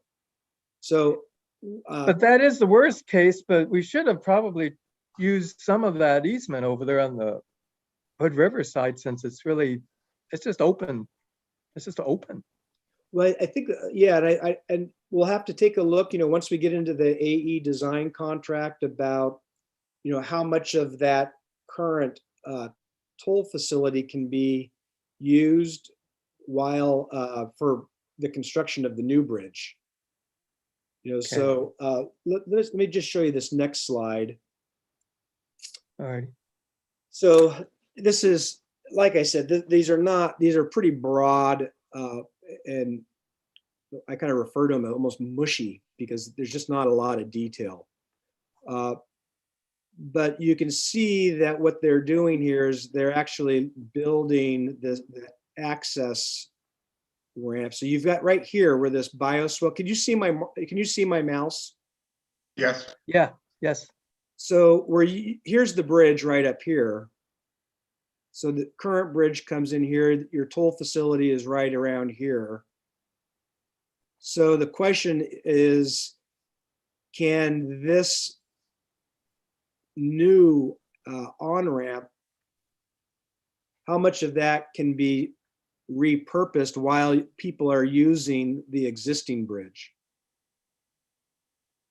So that'll be the engineering question. I think that's the point made by Fred, though, Kevin, is we were looking at very preliminary conceptual ideas. We have not given design direction yet. That's correct. And when we do, we should be firm that we have priorities that we'd like to have preserved, see what you can do. No, absolutely. And if for some reason there's a good reason that it can't, that the port be made whole. Yes, one of the two, but better that we get it built in such a way that suits us. Absolutely. So this boat basin parking is another area. We addressed the 3 parking spots being relocated and the relocation or redesign of the access road. So the boat basin parking has a separate 4F letter that needs to be addressed as well. They're looking for concurrence that the port agrees that the relocation of 3 parking spots and that the redesign or relocation of the access road, that at the end of the day, that those would be minimal impacts, not necessarily to the port, but to the boat basin, to the boat launch and the marina. So it's important for 4F to differentiate between the recreational component, which in this case is the boat launch and the supporting parking, and not the impacts to the operations center, which are totally critical, but separate from 4F. Kevin, could I interject for just a moment? Yeah. Is Please. part of the reason the design is pushed over towards port operations is to keep the old bridge operational during the construction? Yes, that's my understanding, John. Okay, thank you. So, Kevin, is that the end of your? Yeah, and then just just the long-term mitigation options. If you'd like, just the landscaping will be restored. Nothing big there. All acquisition of real property would comply with federal and state law requirements.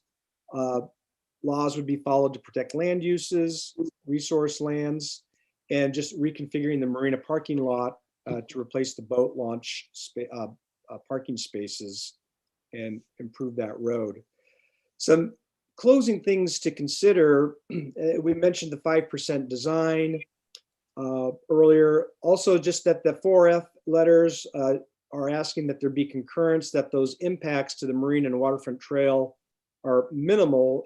If for some reason the port thought that those impacts were greater than just minimal.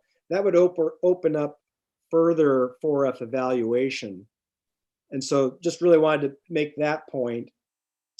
And then the one area that I think that we should add as a mitigation item is that if construction, I'll just read this out, if construction or permanent impacts to either the port's administrative office and or maintenance shop occur that render the buildings non-functional, such as detrimental parking, permanent parking loss for the administrative office, lack of access to the maintenance shop, or the permanent loss of storage areas supporting the shop, then the project will either undertake efforts to replace the lost functions, relocate the functions, and or otherwise compensate the port for the impacts to property and operation. Should probably put Port of Hood River since there's other ports involved in the project. Yeah, that's a good point. Clarify that. And the thing that we might get kickback from federal highways is, since we are currently the owner of that property, you know, they may see that that's too prescriptive, since we're the ports that owns that property, and at this point is viewed at this point for NEPA as the project owner. So it kind of looks like it could be viewed as being a little bit prescriptive. And when we're basically asking to do a project and we have the land, but we want to be compensated for the land, even though it would still be in the port's possession. Although we do not intend for the land to stay in port ownership, or at least the bridge to stay in port ownership. So that modifies. It does. It does. And the other thing too to consider is that even if they're taking, 10%, the bridge is taking up 10% of port operations, that's really in some ways like taking 100% of the footprint, because it really renders, the rest of the operations, it really puts a strain on that. So the idea here is to put a place marker in the mitigation that really makes it clear that the Port of Hood River is made whole through this effort. So this is the last slide. So just want to make sure that that it makes sense, the impacts to port property, that you've got enough information from a conceptual level to understand what's going on there. And then also just to open up a discussion potentially at some point in the future about looking for relocation spots. And then if that final mitigation language adequately covers the long-term impacts to the port property. So I'll be quiet and listen to what you guys have to say.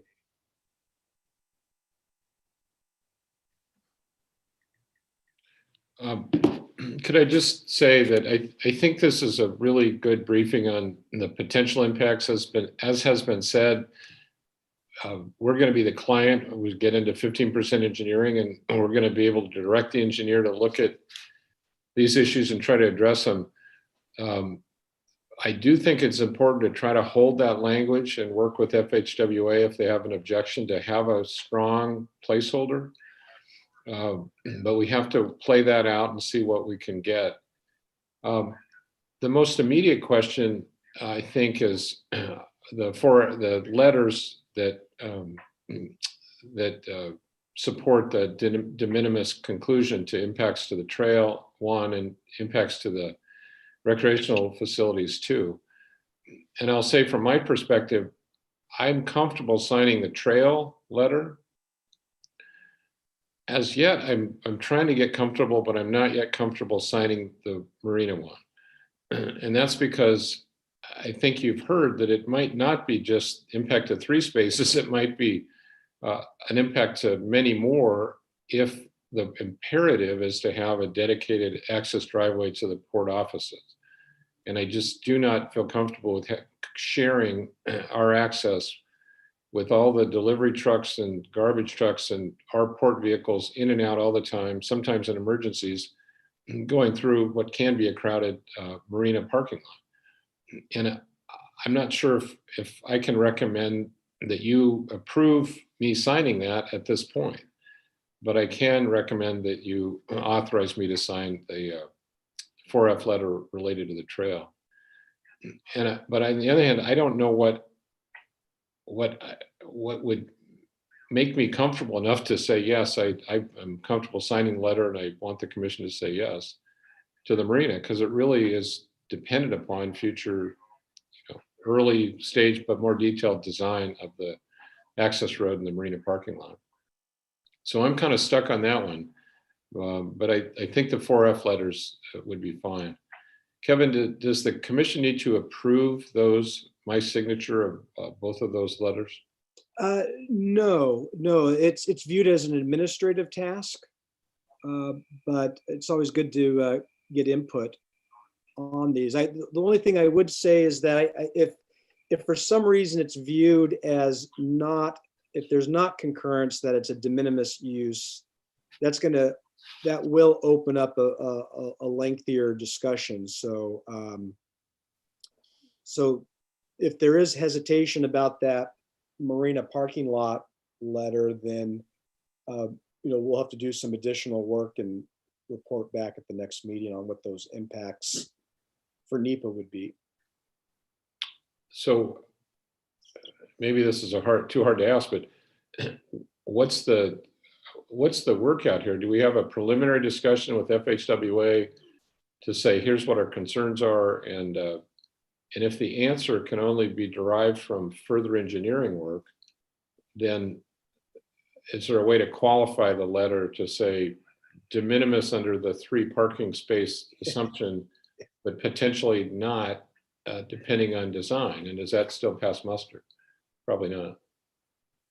Well, let's see. I mean, I know that the land is not even, the parking lot's kind of in a little bit of a pit, not a pit, but it seems a little subgrade to either the chamber area or the admin area. I don't know if they could build like a retaining wall, a little bit. I'm sorry. I think we probably need to close this part. I just want to make sure the commission knows that 4F related to trail, I'm fine with. 4F related to marina, I'm not yet fine signing administratively. And I think we have to have further discussion on that and try to see if there's a way to thread the needle on that second 4F letter. And that we'll try to hold the language that puts a marker down for port impacts. I agree with all those points. Strike as well. Actually, can we hear from Commissioners Chapman and Shepherd? Yeah, I Yep. think we need to move on. Okay, Michael, that's direction. Great, thank you. Got it. Yeah, thank you, Kevin. And then next up is the Executive Director's report. Thanks. I'll make this really quick. The draft agenda is in your packet for spring planning. I would appreciate input on that. Spring planning is, of course, April 6th. And the most important question that staff has for the commission is, of the list of focused discussion items, do you see additional items that you want to add, or do you see items that are in the draft that you think are don't rise to the level of a 20-minute or 30-minute discussion at spring planning? Just any input in any way that you feel comfortable is fine. And then you see the dates out there. I just make sure that commissioners are available. I believe it's possible Commissioner Merriweather will not be here for the June 15th budget adoption, but it's crucial that there be a quorum to take action, particularly in the June 15th budget adoption and on the budget committee meeting. I just wanted to, if you go down to the top of the next page, just kind of highlight the work that's happened. Fred, Thorn Run, Hal Heemstra, really engaged with ODOT because of that language in the last federal session that approved the omnibus bill that had the COVID relief with a carve out for tolling agencies. And I also applaud ODOT for the process they ran, quick and fast. They had some hard questions for us in some areas, but we were able to answer them. So the net result was OTC approved the 577,000 distribution to the port. So really, really good teamwork. We were working for a while there together with the Port of Cascade Locks. They have the same issue or question, and they were given an allocation of something less than 300,000. But good work, and I got to say, it's good to have people at the end of the phone in DC and in Salem when something like this comes up real fast. Gorgeous night happened. Big applause for Genevieve and the work she did. She had to kind of step in and take some actions there to make sure it was set up to go. There were some technical issues, but I think all in all, it was well done, and it made the statements we need to make in a challenging environment. And then just the note, the deck welding starts, John, check me if you're still on the Zoom call, but it starts Monday next week, 2 weeks with Bulldog Welding, single lane closures. From generally we go 9 to 4 or so. So heads up on that. Actually, Michael, the hours are 7:30 to 3. Thank you for that. So we're starting early. Okay. Yep. Well, I hope you start, let's see, start on the south end in the morning and north end in the afternoon. A little too hard to do probably. So you have a written report, lots of great staff work going on. We're really incredibly busy, lots of different actions. We're getting ready for summer. We'll have a kind of a rollout plan, recommended rollout plan for summer regarding events and restrooms and trash pickup and all those things here next month. But we'll be preparing for the for spring planning here in the next couple of weeks. That's my report.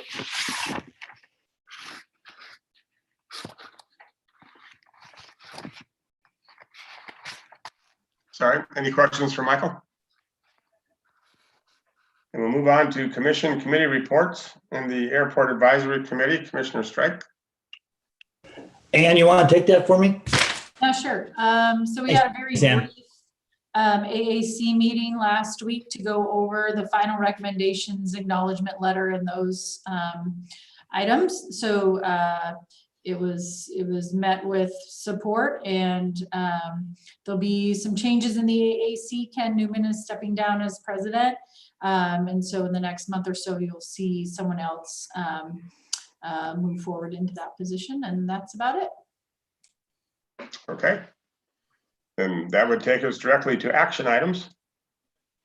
Action item A is Ann. And more airport.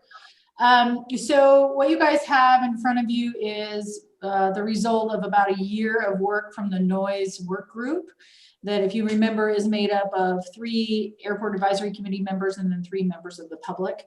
So we've been working really hard. They've done a lot over the last year, doing their own research. Staff has done research, lots of discussion, meetings with airport operators, meetings with the AEC, and the result is the report that you see here. And the report is really based on the matrix, which is on page, let's see, 227. And this matrix went through a number of iterations and was honed down to essentially these 8 items that we really got consensus on for 4 of them, and then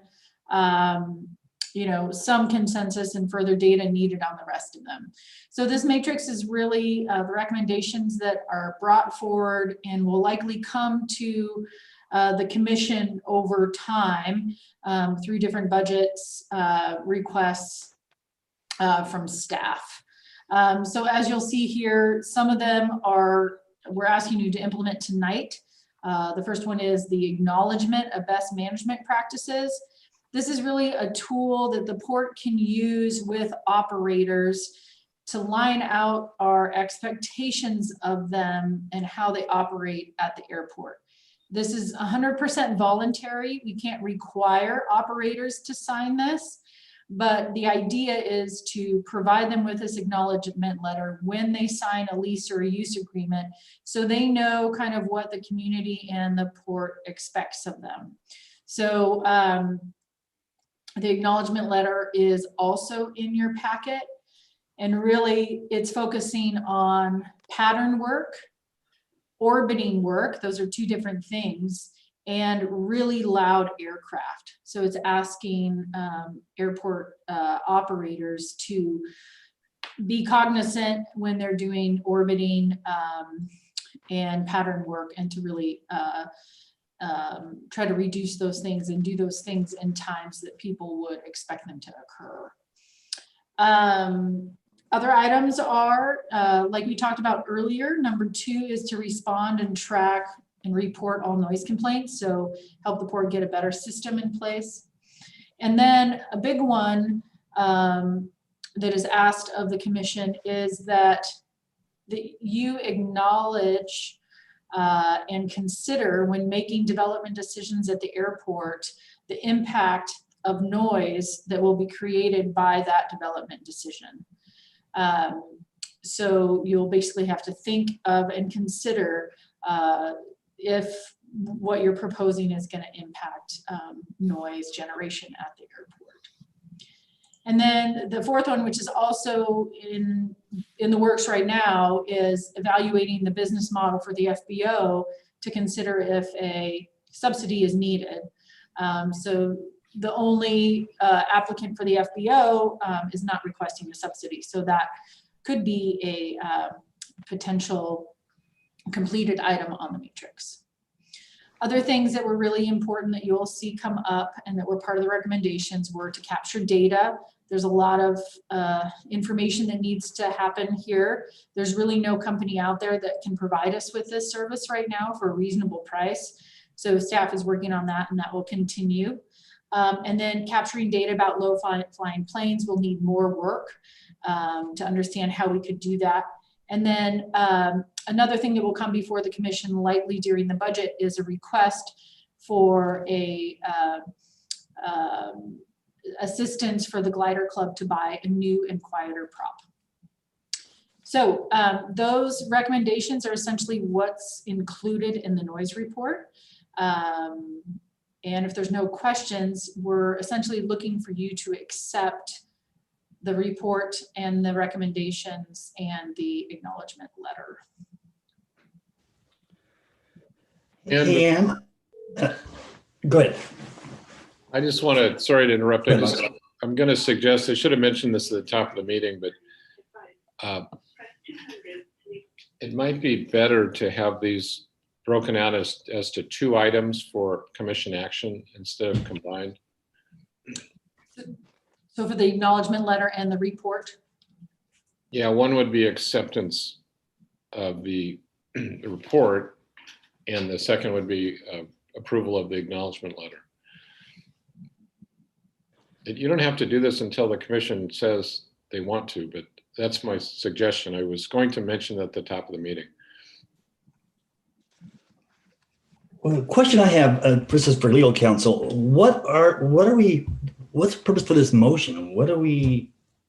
It says once we approve, we have to give, and staff will bring individual recommendations to the commission for approval for budget and policy changes.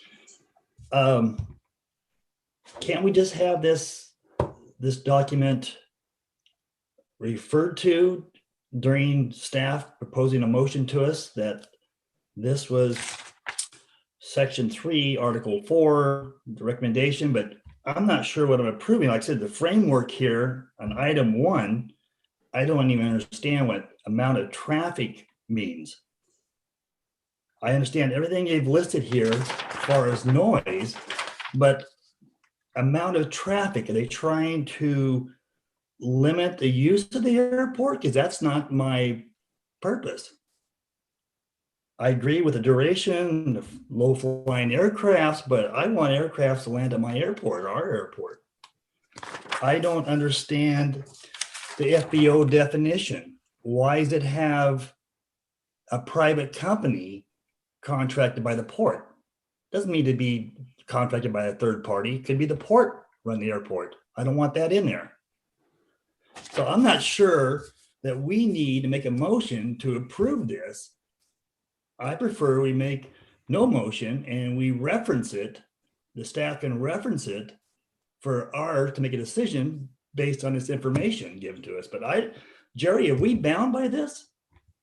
No, you can proceed the way you're suggesting. I mean, but once we sign this and they make all these recommendations, are we committed to do them? Because I don't want to have this be my bylaws.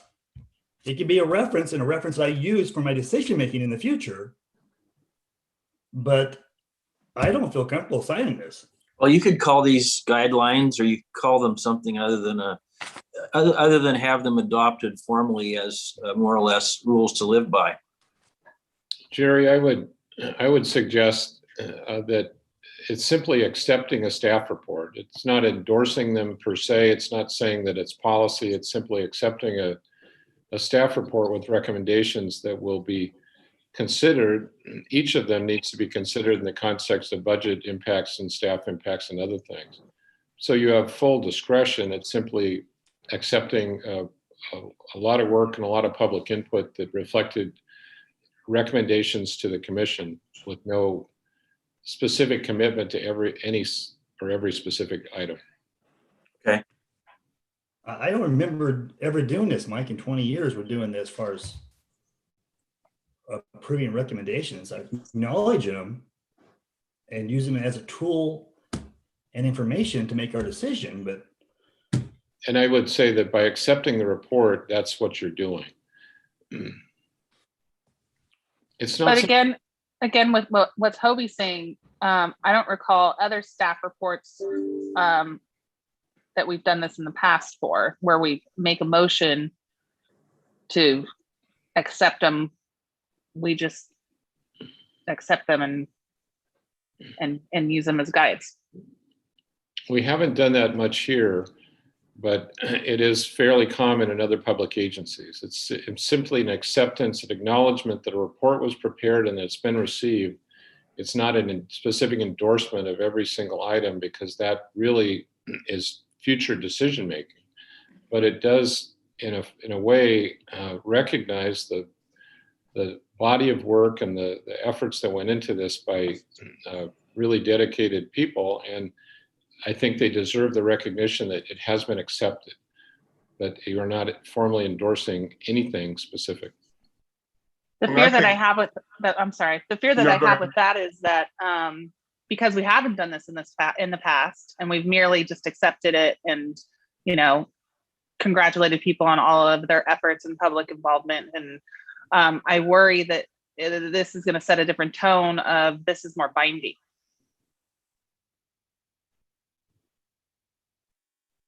And I thought that this is essentially when we were talking about how we relate to the Airport Advisory Committee at all, since we had concern about getting another center of gravity for decision making at the airport. That was what we said then, that we could form an advisory committee that was their only purpose was to make suggestions, not give guidance. And that's what this is. These are just suggestions and product of, as Michael says, a lot of work by dedicated constituents. And Commissioner Chapman, I think you could clarify your concern simply in the motion that's made to accept the report and acknowledge the efforts by the committee and will be considered by the commission in the future. So you can clarify what your intent is through the acceptance by the wording of the motion. My only concern is that, as an elected official, I have 23,000 constituents and voices. And this is a recommendation from people who are not elected. And sometimes we have a tendency to make a long wish list, and we're held accountable as an elected official to make the best decision for all constituents.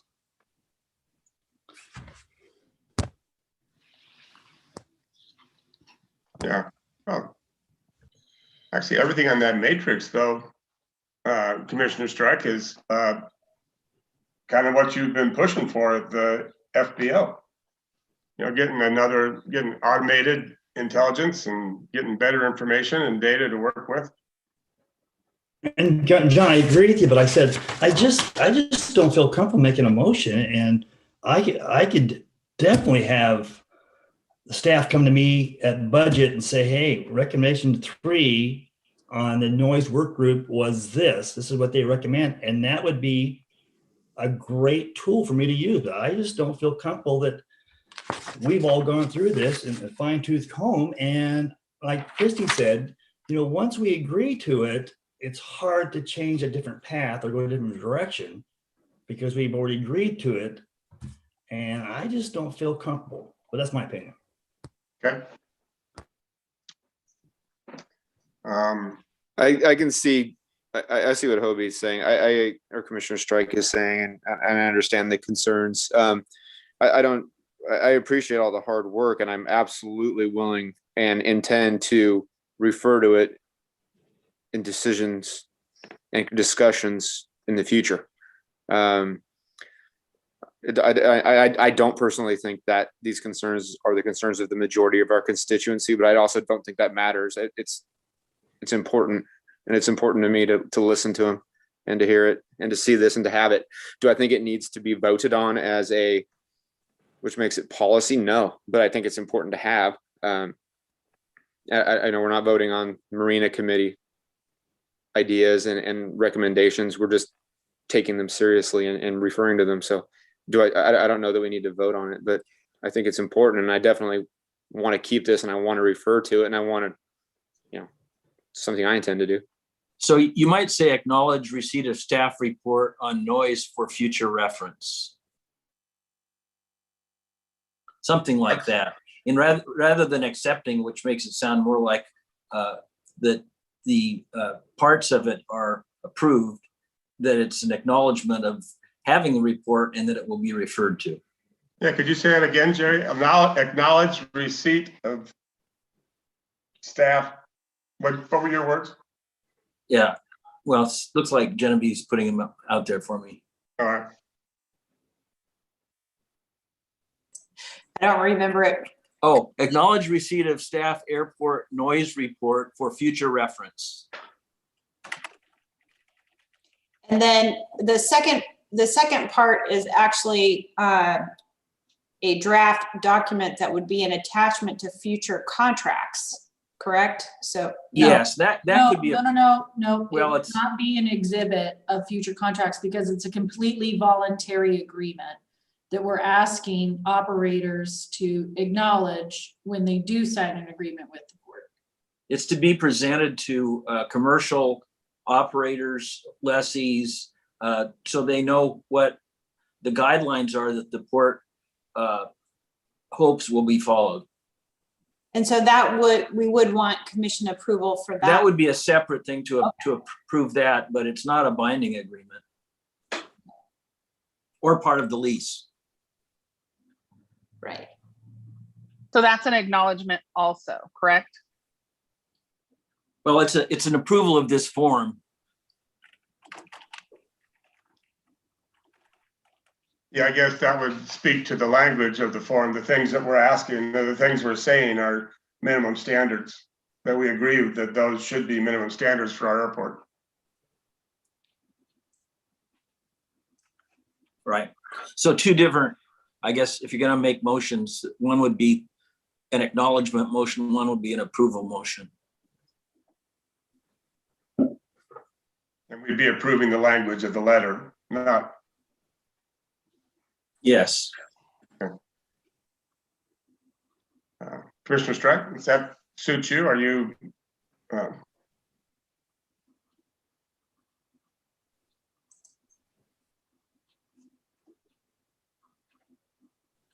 Hobie, you're muted. You're muted, Hope. Thank you. I said, I want to go back to Commissioner Shepherd's comment. I'd like to emphasize all the hard work and effort going into this, and I appreciate it. I don't think we do need any type of motion on this first portion of this action item. If Ann feels that the second portion is a tool that we can keep commercial operators in line and expectations what they have to expect out of our airport, I have no problem with that. But yeah, I still don't see the first portion necessary to have a motion at all. We've acknowledged it. It's in our minutes. Staff's going to use it for future reference to bring it to us to justify. We're going to reference it. We're going to ask what the noise work group suggested. At least I will. Ben suggested the same thing. So that's where I stand. Okay. Commissioner Chapman? Any? I would agree with Hobie. I think that it's a valiant effort. You can tell a lot of time went into it. I'm very impressed with the brainstorming that has been done and the ideas that are being presented. And I absolutely think that we can all agree that this is something that we want to work on moving forward to adhere to. I don't think that we need to make a motion on it. Okay. And Commissioner Shepherd?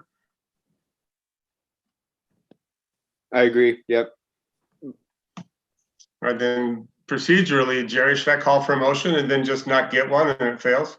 Well, or since there's a consensus that you're not going to act with regard to the report, maybe people do want to pass a motion with regard to this acknowledgement form. I don't know. Okay, but just don't call for a motion on the report. Right, right. Sounds like that's the consensus. Yeah, I'm satisfied that is. So then could I get a motion to approve acknowledgement letter, the language of the acknowledgement letter?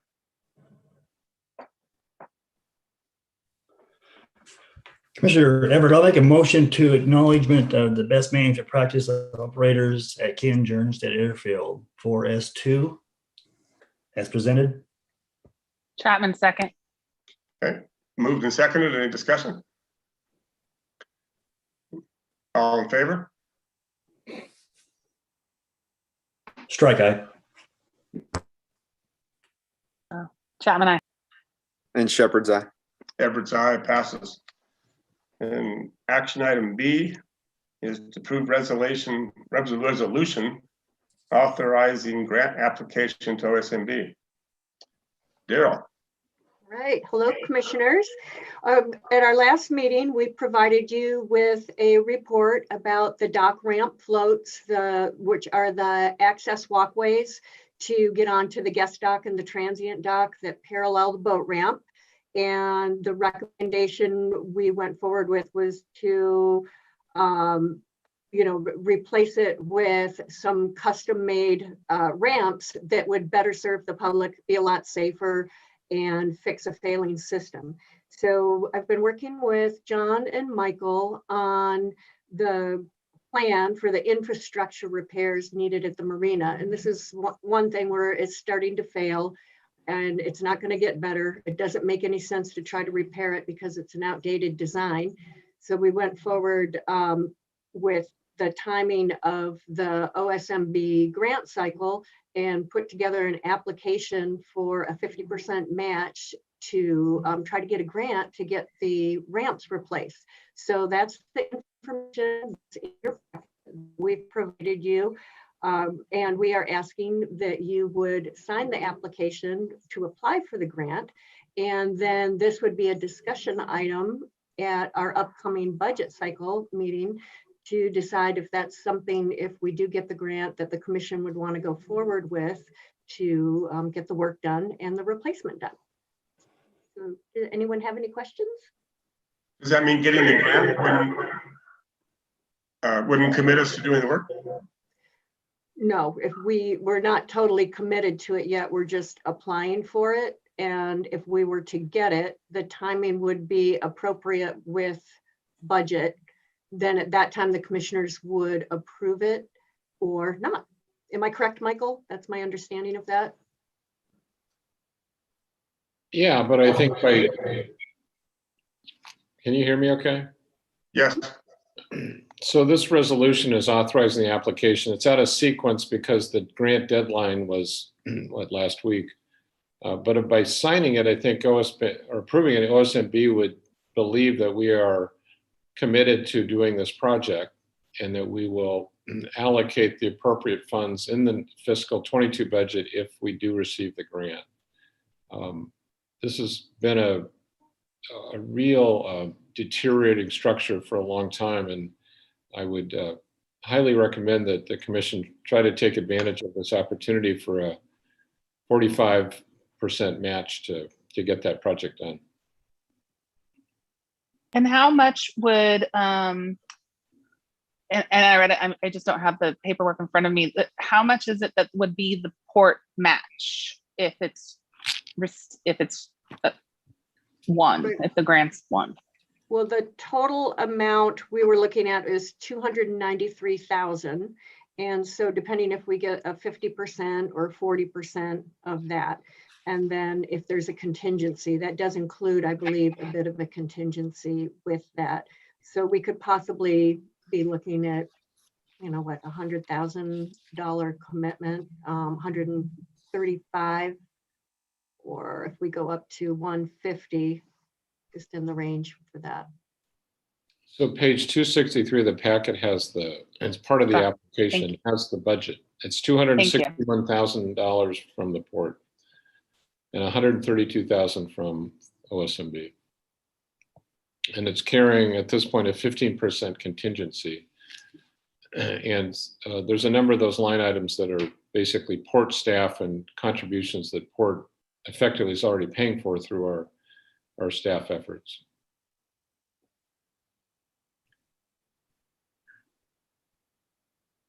that's money in the grant, preparation of the grant. I mean, yeah, there's certain tasks that the facility staff would take on. They're fairly modest, but there you see the photograph of the existing condition. And if you can leave it there, I can attest that steel grate there that goes up on the upper part, that is super dangerous. And if you don't know that ramp well, I see people trip on it every single time I'm out there. I mean, we should fix it.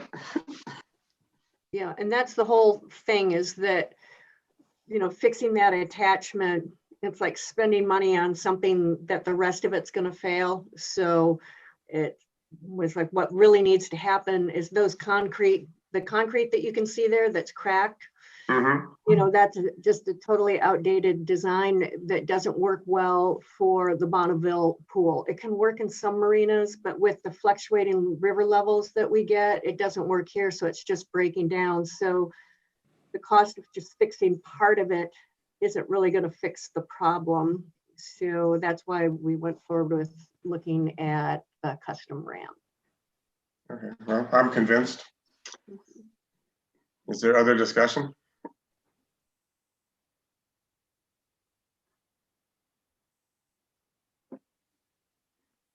Just one quick question for Fred. For the next budget cycle, that's something that we could budget in and not have it really hurt us. Correct. Okay. Can I get a motion?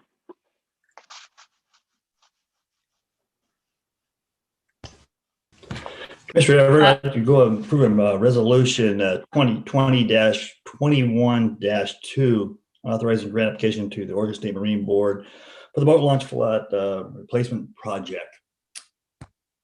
Shepherd, second. Moved and seconded. Is there any discussion? All in favor? Strike aye. Shepherd, aye. Chapman, I. Shepherd, aye. Passes. Thank That you. takes Yeah, you're welcome. Thanks for the work. Mhm. And commission call. Do we have any commissioner with an issue they'd like to bring forward? Commissioner Everett, I'd like to speak. I'd just like to thank Ann for her hard work on the airport and also the staff for their report on the bridge last special work session we had. I think I can't thank you guys enough. That was a lot of hard work, and I wish you well, Ann, and we're gonna miss you. But I just want to say thanks for all the hard work.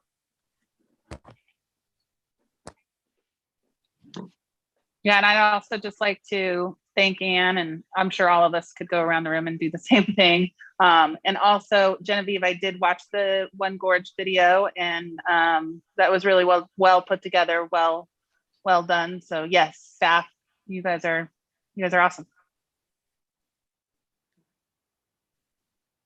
I'd just And I'll be, thank you on the water. we're happy for you, Ann. Thank you. It's been an awesome 7 years. I've really appreciated working with all of you, and I've gained a lot of experience here and a lot of relationship, and I've really enjoyed it. So thank you, and I'll see you around the community. I didn't really realize this was going to be your hurrah, your last hurrah. Yeah. But it's not really, it is a small community. That's right. It is. I'll see you. Yes. Big shoes to fill. Okay, then we don't have any other business. We do have an executive session. We do have executive session? We do. Okay. And Jerry, could I have a quick phone call with you? If you can get through. Why don't you call me, Jerry? Can you do it? Yeah, that's probably easier. Because our office is closed and I'm not sure if what you're gonna hit when you call in. Yeah, so 386-1138 if you could. Okay. That pesky page 3. So you guys want to have your phone call and then we'll go into executive session? Well, I thought it usually took a minute to get it dialed up, Genevieve. Yeah, so if you want to adjourn regular session and call us. Yep. Recess. Recess, regular session, and call us into executive session under ORS 192.6602E, real estate negotiations. Thanks. And then